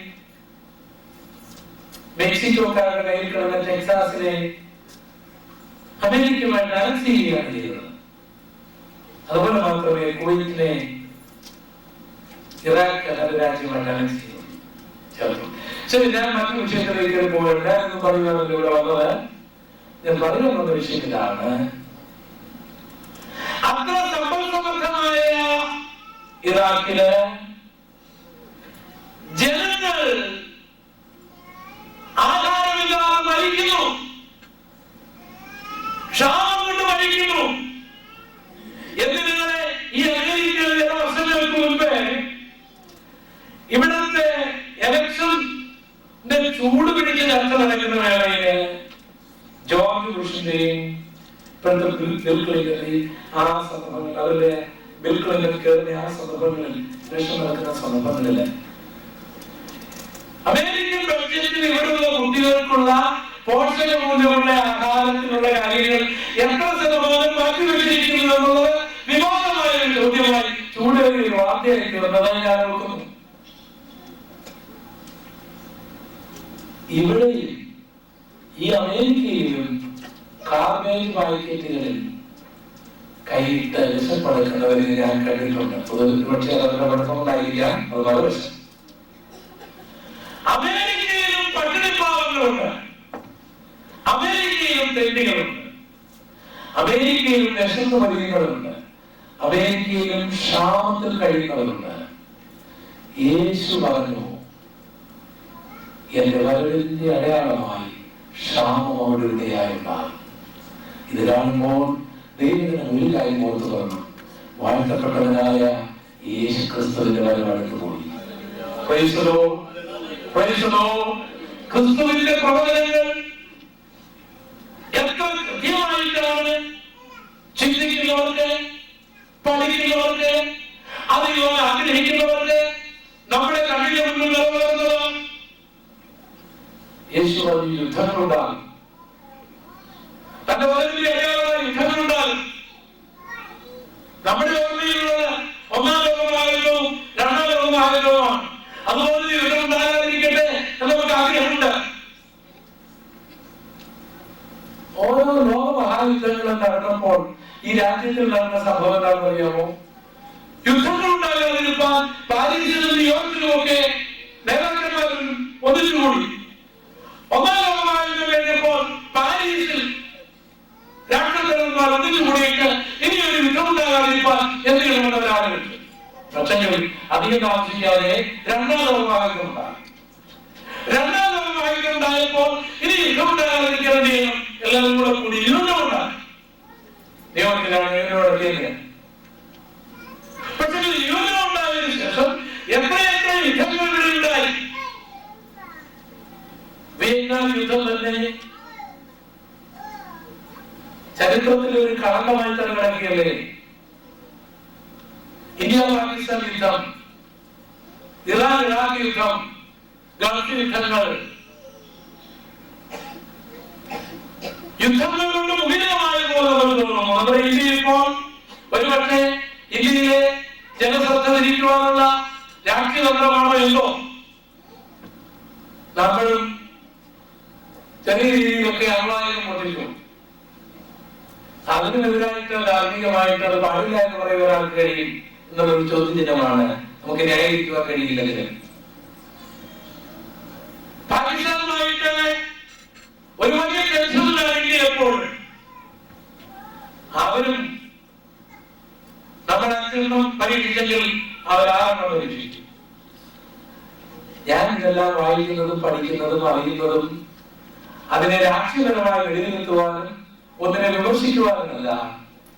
എന്റെ കർത്താവിന്റെ വരവ് താൻ പറഞ്ഞ പ്രവചനത്തിന്റെ നിവൃത്തി എത്ര അത്ഭുതകരമായി നിറവേറുന്നു എന്ന് കാണുവാനാണ്.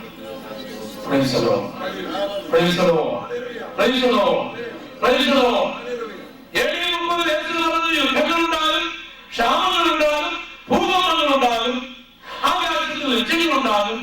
അടുത്ത യേശു പറഞ്ഞു മഹാജാതികളുണ്ടാകും.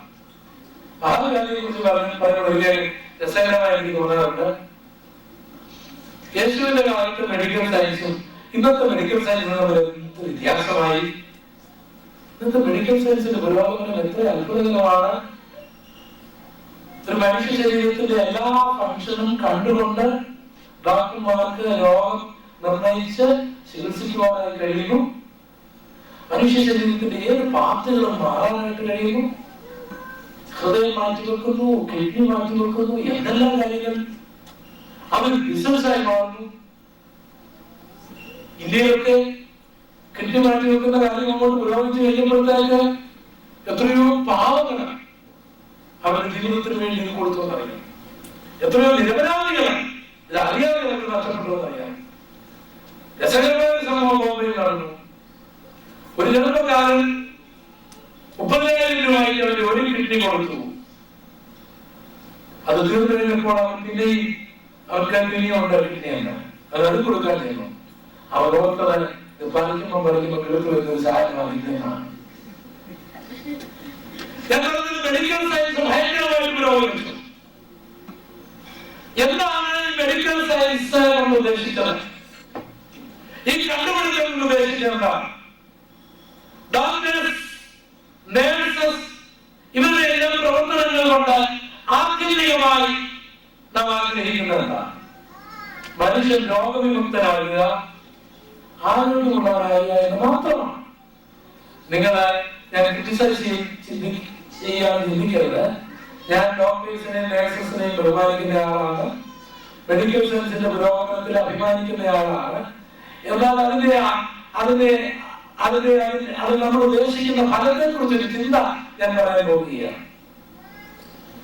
ഇതുകൊണ്ടെല്ലാം ഉദ്ദേശിച്ചെന്താണ്?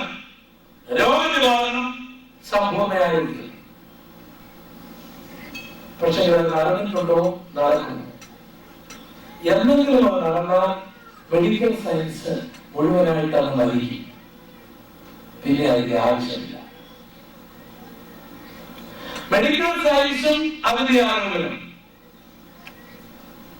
അതിന്റെ പ്രവർത്തകരും ആവശ്യമായിരിക്കുന്നത് അവരെന്തിനു വേണ്ടി പ്രവർത്തിക്കുന്നു ആ ലക്ഷ്യം ഒരിക്കലും നിവൃത്തിയാകാതിരിക്കുമ്പോൾ മാത്രമാണ്.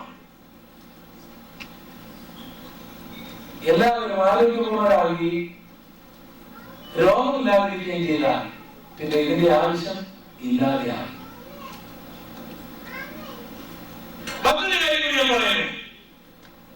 ഭൂമി ഉണ്ടായതിനു ശേഷം, മനുഷ്യൻ ജനിച്ചതിന് ശേഷം ഏറ്റവും കൂടുതൽ രോഗനിവാരണ പ്രക്രിയകളുള്ള ഈ ആധുനിക ലോകത്തിൽ, ഈ യുഗത്തിൽ, ഈ ദിവസങ്ങളിലാണ് ഏറ്റവും കൂടുതൽ രോഗികളും മാരക രോഗങ്ങളും ഉള്ളത്.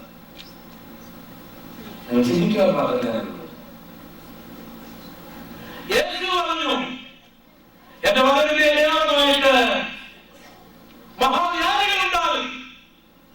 ക്യാൻസർ ഒക്കെ ആയിരുന്ന ഒരു കാലത്ത് വരികയാണ്. പണ്ടൊക്കെ ക്യാൻസർ കേട്ടാൽ അയ്യോ മനുഷ്യൻ ഭയപ്പെടും. ഞാനിവിടെ വന്നിരുന്ന് ഒരു ക്യാൻസർ രോഗിയായിട്ട് ഒരു സഹോദരി ഉണ്ടെന്ന് അറിഞ്ഞപ്പോൾ എളുപ്പം ഞാൻ ടെലിഫോണിൽ വിളിച്ചു ആ സഹോദരിക്ക് വേണ്ടി പ്രാർത്ഥിക്കാൻ. ഞാൻ അവരുടെ സഹോദരി ജോലിക്ക് പോയതാണ്. ഇന്ത്യയിൽ നിന്ന് വന്ന എനിക്ക് അത് അത്ഭുതമായി തോന്നി. ഇന്ത്യയിൽ ഒരാൾക്ക് ക്യാൻസർ വന്നു കഴിഞ്ഞാൽ പിന്നെ ഒരു ജോലിക്ക് പോകാറില്ല, ആരും ജോലിക്ക് വിടാറില്ല. ക്യാൻസർ ഒന്നും ഇന്ന് വലിയ വിഷയമല്ല. എയ്ഡ്സും ഇന്ന് വലിയൊരു വിഷയമല്ല. അമേരിക്കയെക്കാൾ കൂടുതലധികം ഇന്ത്യയിലും മദ്രാസിലും ബോംബെയിലും കൽക്കട്ടയിലും അതുപോലെ ആഫ്രിക്കൻ രാജ്യങ്ങളിലും ഒക്കെ ഇത് വർദ്ധിച്ച് പണ്ടൊക്കെ ഇതിന് പേടിയാണെങ്കിലും ഇപ്പോൾ മിക്കവാറും പറഞ്ഞു പോകുന്നത് അതൊരു സാധാരണ രോഗമായിട്ട് അത് മാറി. അതിനേക്കാൾ പല വിദഗ്ധന്മാർ ഇപ്പോൾ രംഗത്തുണ്ട്. വായുവിലൂടെ സഞ്ചരിക്കുന്ന ചില പ്രത്യേക വൈറസുകൾ ഇപ്പോഴും രംഗത്ത് വന്നിട്ടുണ്ട്. എയ്ഡ്സിന് ഇത് പ്രവേശിക്കണമെങ്കിൽ ചില കാര്യങ്ങളൊക്കെ നഗരം ചിലർക്ക് വേണമെന്നൊക്കെയാണ് പറയുന്നത്. ഇതൊരിക്കലുകൂടാ. എന്നാൽ ആഫ്രിക്കയിലോ എവിടെയോ ചില വൈറസുകൾ അമേരിക്കയുടെ അടുത്ത് കാനഡയിലൊക്കെ വന്നിട്ടുണ്ട്. കാനഡയിലെ ക്യൂബെക്കിന്റെ വിമോചന മുന്നണിയായ ഒരു മനുഷ്യന് അയാളുടെ കാലിൽ എഫക്റ്റ് ആയി കഴിഞ്ഞപ്പോഴാണ് ലോകം ഇത് അറിയാൻ തന്നെ തുടങ്ങിയത്. ഈ വൈറസ് എഫക്ട് ചെയ്ത് കഴിഞ്ഞാൽ അത്രയും ഭാഗം ഉടനെ മുറിച്ച് കളഞ്ഞാൽ രക്ഷപ്പെടുന്നതാണ്. ഇത് പറഞ്ഞാൽ തലയിലാണ് എഫക്ട് ചെയ്താൽ തല മുറിച്ച് കളഞ്ഞാൽ ആൾ രക്ഷപ്പെടുന്നത്.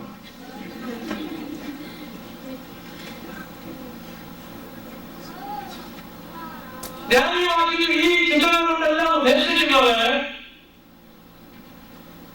യേശുക്രിസ്തുവിന്റെ പ്രവചനങ്ങൾ എത്ര അത്ഭുതകരമായിട്ട് നമ്മുടെ കണക്കിലെത്തുന്നു.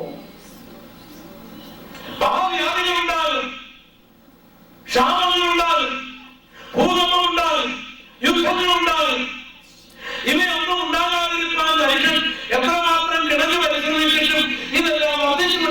പറയുമ്പോൾ വരുവാനുള്ളവൻ വഴി താമസിക്കുകയില്ല. ക്രിസ്തുവിന്റെ വചനത്തിന്റെ അടയാളങ്ങളാണ്. ക്ഷാമം കാണുമ്പോൾ, യുദ്ധം കാണുമ്പോൾ, ഭൂകമ്പം കാണുമ്പോൾ, രോഗിയെ കാണുമ്പോൾ, രോഗങ്ങൾ കാണുമ്പോൾ, ദൈവത്തിലെ രോഗമില്ലാത്ത, ദുഃഖമില്ലാത്ത, വേദനയില്ലാത്ത, ഭൂകമ്പമില്ലാത്ത ഒരു ലോകത്തിലേക്ക് നിന്നെ കൊണ്ടുപോകുവാൻ യേശു വരുവാൻ പോകുന്നു. ശ്രദ്ധിക്കാതിരിക്കുന്നതിനേക്കാൾ ശ്രദ്ധിക്കുന്നതാണ്.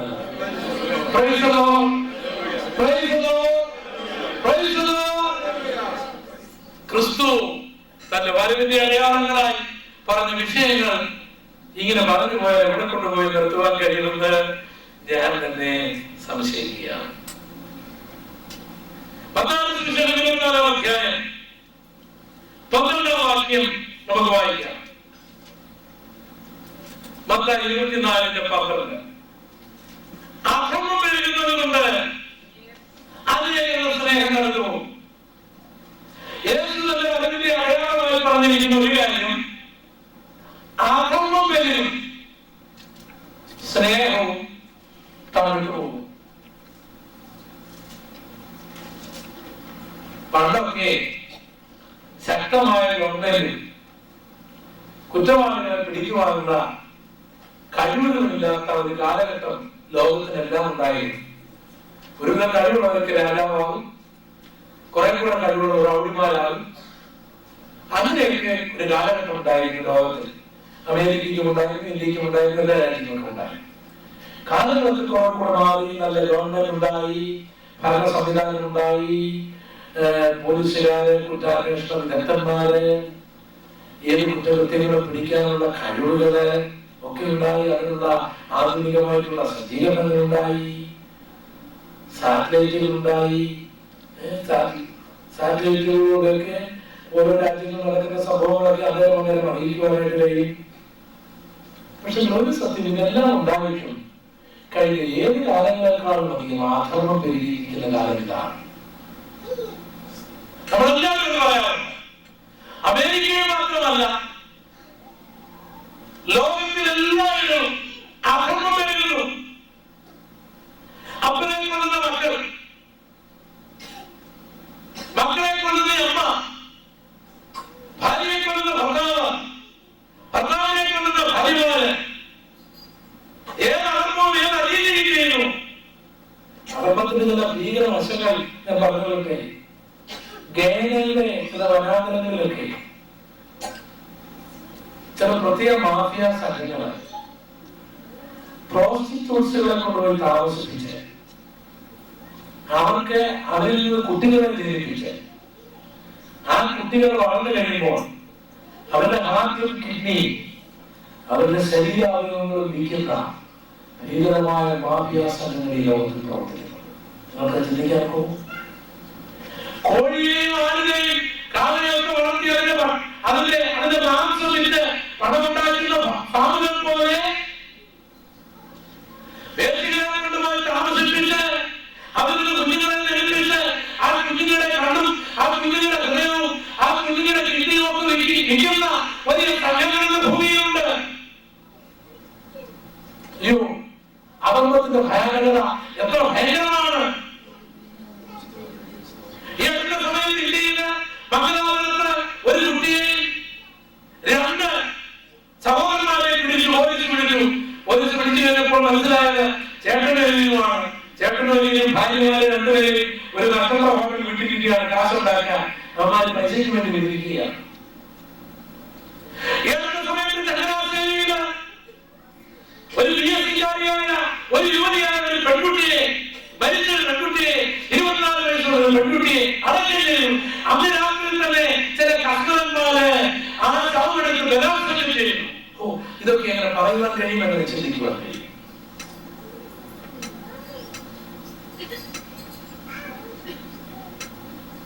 ഈ ടെക്സാസില് നല്ല കൈവൊക്കെ കെട്ടി കോട്ടുവൊക്കെയിട്ട് നല്ല മോഡൽ ബ്രിട്ടീഷ് വഴി നടന്നുകൊണ്ടിരുന്ന ഒരു ഉടമ്പ സാഹിബ് ഒരു അപ്പാർട്ട്മെന്റിൽ കാണുന്ന ചെറുപ്പക്കാരെ എല്ലാം കൊണ്ടുവന്ന് തിന്നോണ്ടിരുന്ന കഥ നിങ്ങൾ വായിച്ചിട്ട് അധികം വായിക്കാൻ കഴിയില്ല. നമ്മളൊന്നും ചിന്തിക്കുന്ന അധർമ്മമേ ആകില്ല. യേശു പറഞ്ഞു, അധർമ്മം പെരുകും, ഇതെല്ലാം കാണുമ്പോൾ നസ്രയനായ യേശുവിന്റെ പ്രവചനങ്ങൾ എത്ര കൃത്യമായി നമ്മുടെ കണ്ണിന്റെ മുന്നിൽ നിറവേറുകയാണ്. നമ്മുടെ കർത്താവിന്റെ വരവ് അടുത്തുപോയി എന്ന് മനസ്സിലാക്കി എനിക്ക് നിങ്ങൾക്ക് ഒരുങ്ങുവാൻ കഴിഞ്ഞില്ലെങ്കിൽ നഷ്ടപ്പെടുവാൻ സാധ്യത. ആർക്കും കണ്ടിരിക്കുവാൻ കഴിയാത്ത നിലയിൽ യേശുവിന്റെ വരവിന്റെ അടയാളങ്ങളായിട്ടുള്ള പ്രവചനങ്ങൾ നമ്മുടെ കണ്ണിന്റെ മുന്നിൽ നിറവേറുകയാണ്. യേശു പറഞ്ഞു, സ്നേഹം തണുത്തു പോകും. സ്നേഹം സ്നേഹമെന്ന് പറഞ്ഞാൽ നിങ്ങളുടെ ചെറുപ്രായത്തിൽ തന്നെ ഓർക്കുക, അപ്പനമ്മമാരുടെ സ്നേഹം, അപ്പനോടുള്ള സ്നേഹം മക്കൾക്ക്, അമ്മമാരോടുള്ള സ്നേഹം മക്കൾക്ക്, ഭാര്യ ഭർത്താക്കന്മാരുടെ സ്നേഹം ഒരു 100 വർഷം മുമ്പ് നിങ്ങൾ ഓർത്ത് നോക്കുക, അല്ലെങ്കിൽ ഒരു 50 വർഷം അവരുടെ പ്രായമുള്ളവർക്ക് ചോദിച്ചു നോക്കിയേ എന്തൊരു സ്നേഹമാണെന്ന്. അത് നിങ്ങൾക്ക് ഇന്ന് ആ സ്നേഹമൊക്കെ എവിടെ പോയി? സ്നേഹം തണുത്തു പോയെന്നാണ് പറഞ്ഞിരിക്കുന്നത്. സ്നേഹം തണുത്തു. ഈ അമേരിക്കയില് ഒരു പാർട്ടിക്ക് പോകുവാനായിട്ട് ഒരു സഹോദരി, ഒരു കിളവി ഒഴുങ്ങി 10-17 വയസ്സുകാരിയായിട്ട് ചാമന് പോകാൻ വരുമ്പോഴേ അവിടെ കുഞ്ഞിനെ ആരും സൂക്ഷിക്കാനില്ല. ഒരാളെ വിളിച്ചതാണ് കുഞ്ഞിനെ ഒന്ന് നോക്കാൻ. ആരുമില്ല എടുക്കാനായിട്ട്. പാർട്ടിക്ക് പോയുള്ളൂ. ഓൻ നന്നായി ചൂടായി കിടക്കുക. അതിലോട്ടിട്ട് അവൾ പാർട്ടിക്ക് ഒരു പുകയും ശലന്മാണോ തീർന്നാക്കും.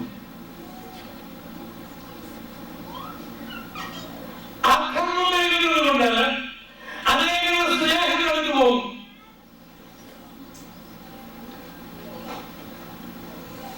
ഈ സ്നേഹം ഏറ്റവും കൂടുതൽ ഭയങ്കര സ്നേഹവും കാര്യമൊക്കെയാണ് ഈ സംസ്കാര ലോകത്തിലൊന്നൊക്കെ പറയും. നമ്മുടെ ഇന്ത്യക്കാരെ കുറിച്ചൊക്കെ പറയും, ഒരു നന്ദി കൂടെ പറയും, ഭയങ്കര ഗൗരവമാണ്, ഭയങ്കര ഗൗരവമാണ് എന്ന് പറയും. പക്ഷെ യഥാർത്ഥമായ സ്നേഹം ആർക്കാവുള്ളത് ഞാൻ പലപ്പോഴും ചിന്തിച്ചിട്ടുണ്ട്. നല്ല ലോകത്തിലും കാര്യത്തിലും ഒക്കെ 5 മിനിറ്റ് സംസാരിച്ചിട്ട് നമ്മൾ അടുത്ത പ്രാവശ്യം കേൾക്കുമ്പോഴത്തേക്ക് ഇന്നലെ ഉണ്ടായിരുന്ന ഭാര്യ അല്ല ഇപ്പോഴുള്ളത്, അവൾ പോയി. എങ്കിൽ നമ്മുടെ ഇതൊക്കെ വിളിക്കുമെങ്കിലും ആളുകൾ മറ്റേ എന്തൊക്കെയാ വിളിക്കുന്നത് എനിക്കറിയത്തില്ല. അയ്യോ എന്തൊരു സ്നേഹപ്രകടനങ്ങളും കാര്യമൊക്കെ പക്ഷെ ഈ ഒരാഴ്ച കാണുകയാണ്.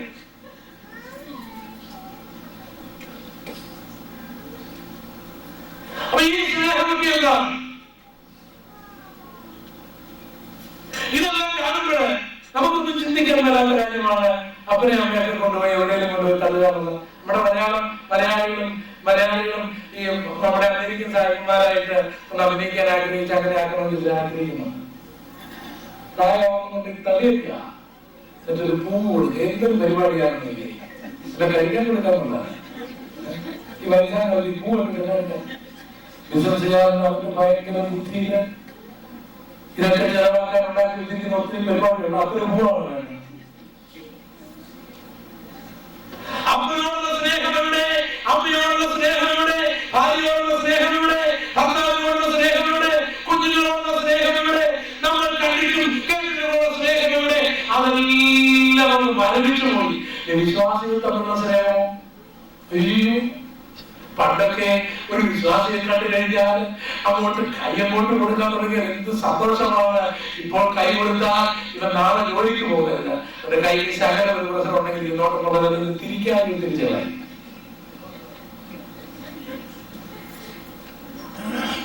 സഭാമേഖലകളിൽ സ്നേഹം നടക്കുന്നു, ദാമ്പത്യ മേഖലകളിൽ സ്നേഹം നടക്കുന്നു, അധർമ്മം എവിടെയും വരുന്നു.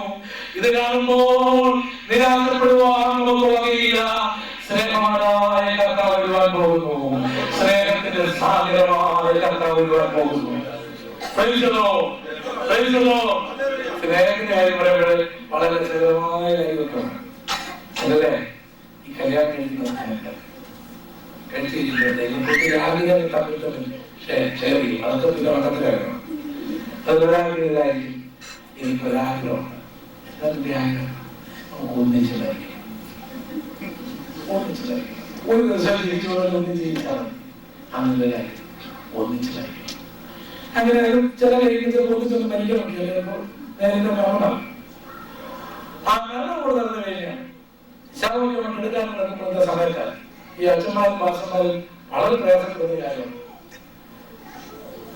എന്റെ അച്ഛനെ കൊണ്ടുപോവുകയാണോ, എന്നെ കൂടെ കൊണ്ടുപോകോ എന്ന് പറഞ്ഞൊരു നിലവിളിയാണ്. ആ സന്ദർഭത്തില് വരുന്ന അച്ഛനോ മാസോ രസികനാണെങ്കിൽ, എന്നാൽ സിസ്റ്ററെ എന്റെ ദുഃഖം ഞങ്ങൾ അറിയുന്നു, ഇതൊരാഴ്ച വിടിരിക്കട്ടെ എന്ന് പറഞ്ഞതെല്ലാം തിരിച്ചു പോയാൽ എന്റെ ഏറ്റവും പോയത് കൊണ്ടുപോകണം പറയും. ഈ ശവക്കുഴിയുടെ അടുത്ത് വന്ന് വേറെ കഴിച്ചോ എന്നെ കൂടെ ഈ എന്റെ അച്ഛന്റെ കൂടെ അടക്കണമെന്നാണ് സഹോദരി ആഗ്രഹിക്കുന്നത്. എന്നാൽ ആരും കിടന്ന സഹോദരി മോട്ടോട്ട്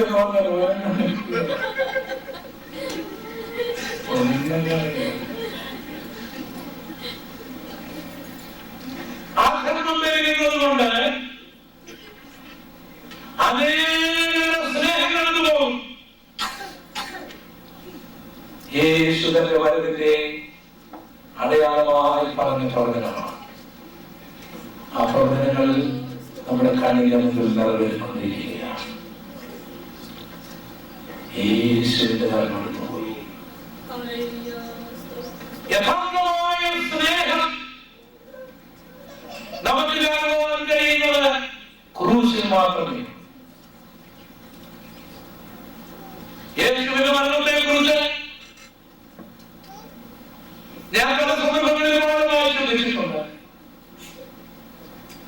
ക്രിസ്തുവിന്റെ മരണം യാദൃശ്ചികമായിരുന്നു, യാദൃശ്ചികമായിട്ട് മരിക്കുകയായിരുന്നു ചെയ്യുന്നത് അല്ല. നാം എല്ലാവരും മരിക്കുന്നത് ജനിച്ചത് കൊണ്ടാണ്. യേശു മരിക്കുവാൻ വേണ്ടി ജനിച്ചതാണ്. നമ്മളോടുള്ള ക്രിസ്തുവിന്റെ സ്നേഹം അപ്പനോട് നമ്മളോടുള്ള സ്നേഹത്തേക്കാൾ, അമ്മയോട് നമ്മളോടുള്ള സ്നേഹത്തേക്കാൾ, ഭാര്യയ്ക്ക് നമ്മളോടുള്ള സ്നേഹത്തേക്കാൾ, ഭർത്താക്കന്മാർക്ക് നമ്മളോടുള്ള സ്നേഹത്തേക്കാൾ, മറ്റാർക്കും നമ്മളോടുള്ള സ്നേഹത്തേക്കാൾ ആഴമേറിയ സ്നേഹം നമുക്ക് യേശുവിൽ കണ്ടെത്തുവാനായി കഴിയും. എന്നെ അത്ഭുതപ്പെടുത്തിയ ഒരു വിഷയം വേദപുസ്തക പഠനത്തിൽ മരിക്കാതിരിക്കുവാനുള്ള യേശുവിന്റെ പരിശ്രമങ്ങൾ, മരണത്തിൽ നിന്ന് രക്ഷപ്പെടാതിരിക്കാനുള്ള നമ്മളോടുള്ള സ്നേഹനിമിത്തമുള്ള തന്റെ പ്രവർത്തനങ്ങൾ എന്നെ അത്ഭുതപ്പെടുത്തിയിട്ടുണ്ട്. ക്രിസ്തുവിന് ജൂതന്മാരുടെ നാട്ടിൽ വലിയ എതിർപ്പുണ്ടായപ്പോൾ അന്നത്തെ ഗ്രീസ് ഫിലോസഫിക്കലായിട്ട് അരിസ്റ്റോട്ടലിന്റെയും പ്ലേറ്റോയുടെയും ഒക്കെ രാജ്യമായിരിക്കുന്ന ഗ്രീസ് ഫിലോസഫിക്കലായിട്ട് വളർന്നിട്ടുള്ളവർക്ക് ഒരാളെ കൂടെ അംഗീകരിക്കുന്നതിനൊന്നും ഒരു ബുദ്ധിമുട്ടില്ല, സ്വീകരിച്ചില്ല. അതുകൊണ്ട് ഗ്രീസിന്റെ ഭരണകർത്താവ് യേശുവിന് നമ്മുടെ ഭാഷയിൽ പറഞ്ഞ ഒരു അഭയം കൊടുക്കാൻ, സിറ്റിസൺഷിപ്പ് കൊടുക്കുവാൻ തീരുമാനിച്ചു. രാജാവ് രണ്ടുപേരെ പലസ്തീനിലേക്ക് അയച്ചു. ഒരു പെരുന്നാളിന്റെ സമയമായിരുന്നു അത്. അവർ യാക്കോബിനെ യോഹന്നാനായിട്ട് കണ്ടിട്ട് പറഞ്ഞു, നിങ്ങളെ ഗുരുവിന് എതിർപ്പുണ്ടെങ്കിൽ നമ്മുടെ രാജ്യത്തിൽ വരുവാനായിട്ട് രാജാവ് സമ്മതിക്കുന്നുണ്ട്. ഞങ്ങൾക്ക് ഈ വിഷയം നിങ്ങളുടെ പ്രവാചകനുമായിട്ട് സംസാരിക്കുന്ന ഒരു അവസരം തരണം. ഇവർ യേശുവിന്റെ അടുക്കൽ അവരെ കൂടി. ഇവരൊന്നും പറയുന്നതിന് മുമ്പേ യേശു അവർക്ക് കൊടുക്കുന്ന ഒരു ഫിലോസഫിക്കൽ മറുപടി ബൈബിളിലുണ്ട്. അതിലാണ്, ഗോതമ്പുമണി തനിയായിരിക്കുന്നുവെങ്കിൽ എന്ത് വിശേഷം? അത് വീട് കെട്ടുമെങ്കിലോ വളരെ ഫലമുണ്ടാകും. പിന്നെ അവർ ഒന്നും യേശുവിനോട് പറഞ്ഞില്ല. യേശുവിന്റെ ആഴമേറിയ ആ വാക്ക് ഫിലോസഫിക്കലായിട്ട് അറിവുണ്ടായിരുന്നവർക്ക് ബോധ്യമായി. അവിടെ യേശു എന്താണ് ഉദ്ദേശിച്ചത്? ഞാനാകുന്ന ഗോതമ്പുമണിയെ ഗ്രീസിൽ നിങ്ങൾ കൊണ്ടുവച്ച അത് അങ്ങനെ ഇരിക്കുകയോ, അവർക്ക് ഫലം കഴിക്കും. മരണത്തിലൂടെ ഫലം പ്രതീക്ഷിക്കുന്നവരാണ് ഞാൻ എന്നായിരുന്നു കർത്താവ് അവർ ചോദിക്കുന്നത്. ഒരു രാജ്യം തന്നെ സ്വീകരിക്കുവാൻ തയ്യാറായപ്പോ ഓടിപ്പോകാതെ നമുക്ക് വേണ്ടി മരിച്ച സ്നേഹമാണ് യേശുവിന്റെ സ്നേഹം.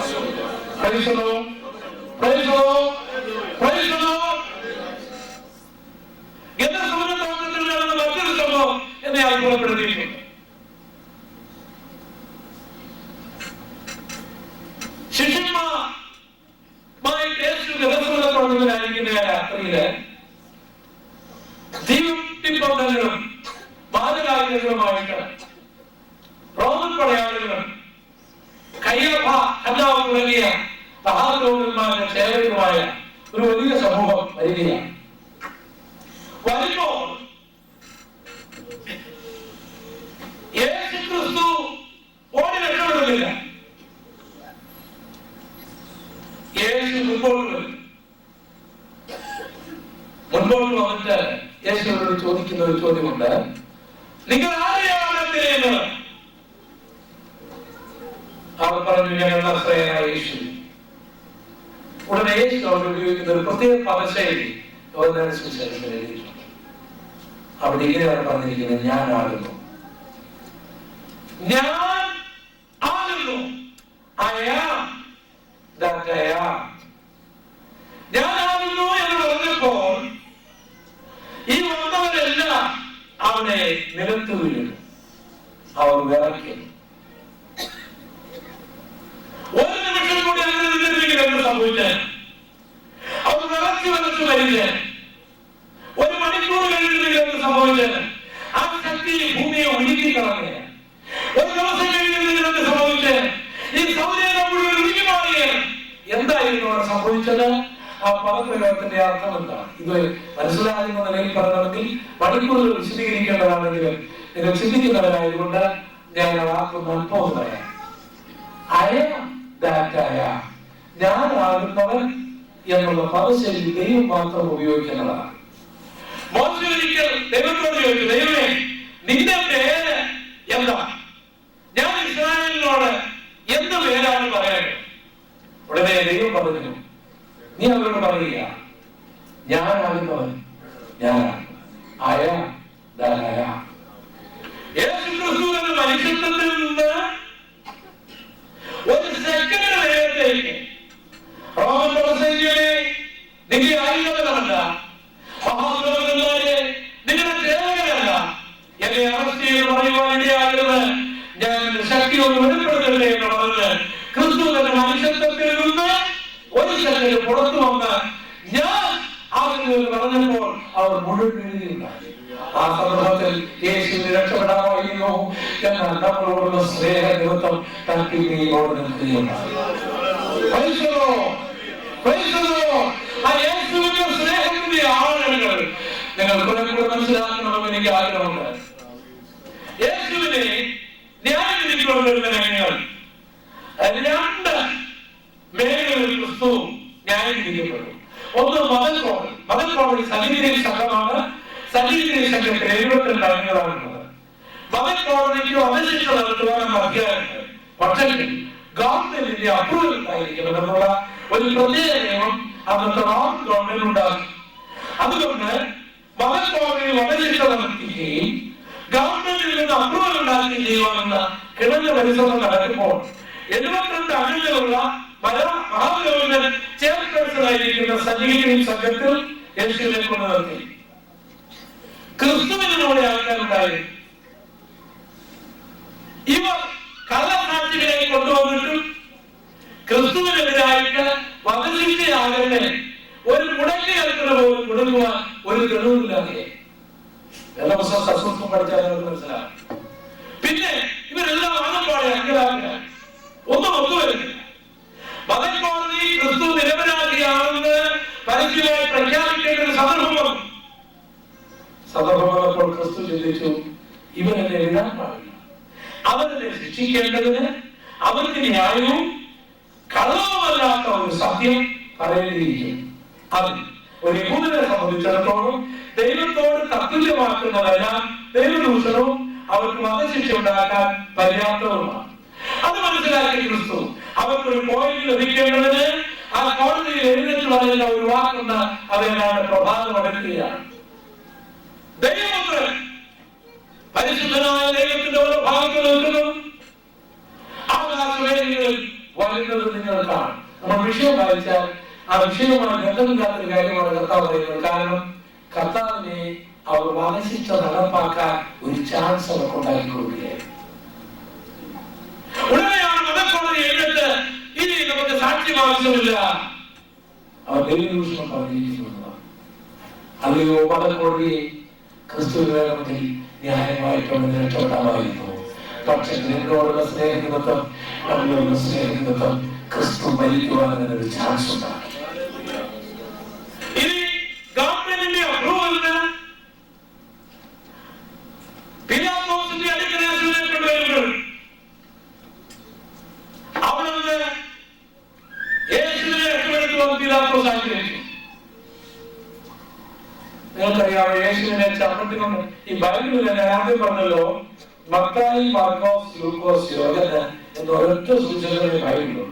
പക്ഷെ മത്തായി, മാർക്കോസും ലൂക്കോസും എഴുതിയതുകൊണ്ട് ഒരു വിഷയത്തിന്റെ കണ്ടിന്യൂഷൻ ആയിരിക്കുകയില്ല അടുത്തത്. അതിനെ നമ്മൾ ക്രമമായി പഠിച്ചാൽ നമുക്ക് അത്ഭുതമായി തോന്നും. യേശുവിനെ രക്ഷപ്പെടുത്തുവാൻ പിലാത്തോസ് ആഗ്രഹിച്ചു.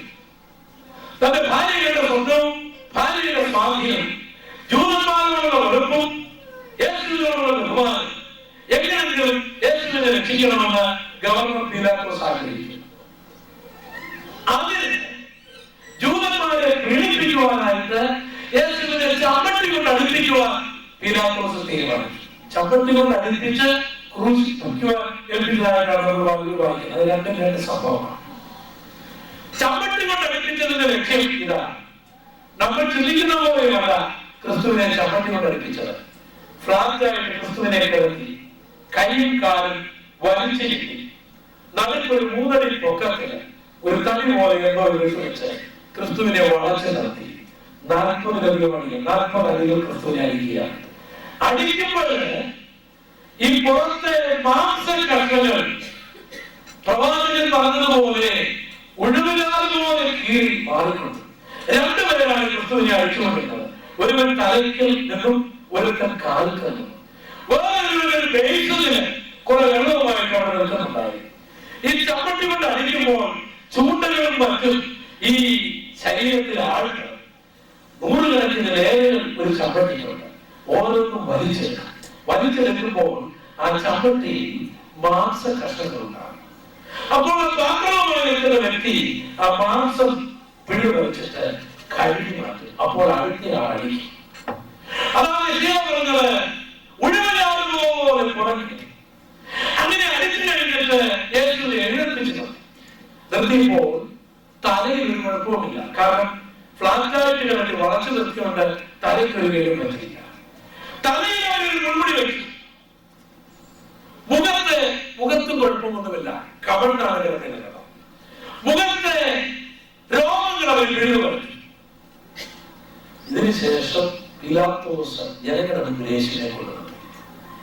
എന്തിനാണ് നിർത്തിയെന്ന് ചോദിച്ചാൽ, ഈ കാരണമായ രംഗമെങ്കിലും കാണുമ്പോൾ ഇവന്മാർക്ക് മനസ്സിലുണ്ടായി യേശുവിനെ മരണത്തിൽ നിന്ന് രക്ഷപ്പെടുത്തുവാനുള്ള ഒരു തന്ത്രമായിരുന്നു പിലാത്തോസ് ചെയ്യുന്നത്. അങ്ങനെ യേശുവിനെ അവർക്ക് മനസ്സിലായി. ഉടനെ പിലാത്തോസ് പറയുന്ന ഒരു പ്രത്യേക പദശൈലി യോഹന്നാന്റെ സുവിശേഷത്തിൽ എഴുതിയിട്ടുണ്ട്. ഇതാ ആ മനുഷ്യൻ, behold that man. യഹൂദന്മാർ യേശുവിനെ നോക്കുകയാണ്. ഇവിടെ ആരെ കണ്ടാൽ ആരിൽ നിന്ന് ബഹുമാന വിരൂപനായി രക്തം കൊണ്ട് നിറഞ്ഞിരാൻ നിൽക്കുന്നു. അത് യേശുവാണെന്ന് അവർക്ക് വിശ്വസിക്കാൻ കഴിയുന്നില്ല. അവൻ 10,000 ശ്രേഷ്ഠനായിരുന്നു, സുന്ദരനായിരുന്നു. ഉത്തമഗീതത്തിന്റെ ഭാഷയിൽ അവന്റെ തലമുടി പോലും നല്ല മനോഹരമായിരുന്നു. 10,000 ശ്രേഷ്ഠനായിരുന്നു. ജനങ്ങൾക്ക് മനസ്സിലാകാവുന്നപ്പോൾ പിലാത്തോസ് പറയുകയാണ്, അവൻ എന്നിട്ടും അവരുടെ മനസ്സ് കഠിനമായപ്പോൾ യേശുവിനെതിരായിട്ട് ഇങ്ങനെ കുറ്റകാര്യങ്ങളെല്ലാം ഇങ്ങനെ പറഞ്ഞുകൊണ്ടിരിക്കുന്ന സമയങ്ങളില് യേശു ഒന്നും കണ്ടിട്ടില്ല. പിലാത്തോസ് ചോദിക്കുന്നുണ്ട്, ചരിത്രത്തിൽ ഞാൻ ഒരു വാക്ക് പറയട്ടെ. പിലാത്തോസ് പറയുന്നത്, പ്രവാചക, ഇവർ നിന്നെ കുറിച്ച് ഇതെല്ലാം പറയുന്നു, നീ പറഞ്ഞു തെറ്റാണ്.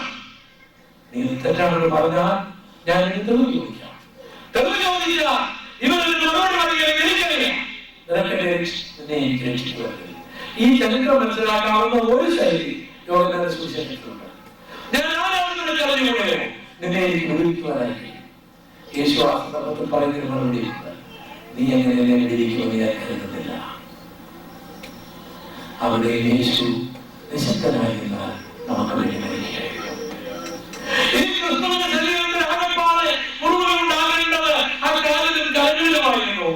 അവിടെയും ആണികൾ അടിക്കപ്പെട്ടു. ഞാൻ സുവിശേഷകഴിക്കുമ്പോൾ എന്നെ കഷ്ടപ്പെട്ട് വളർത്തിയ എന്റെ അമ്മ നിറവേറുകളോടുകൂടി എന്റെ അടുത്ത് വന്നിട്ട്, മോനെ നീ പോവുകയാണോ എന്നെ വിട്ട് എന്ന് ചോദിച്ചു. എനിക്ക് തോക്കുമായിട്ട് നിൽക്കുന്ന ഒരാൾക്ക് ഒരു പക്ഷേ ഭയമുണ്ടാകുമെങ്കിലും നിൽക്കുവാൻ കഴിയുമെന്നാണ് എന്റെ ചിന്ത.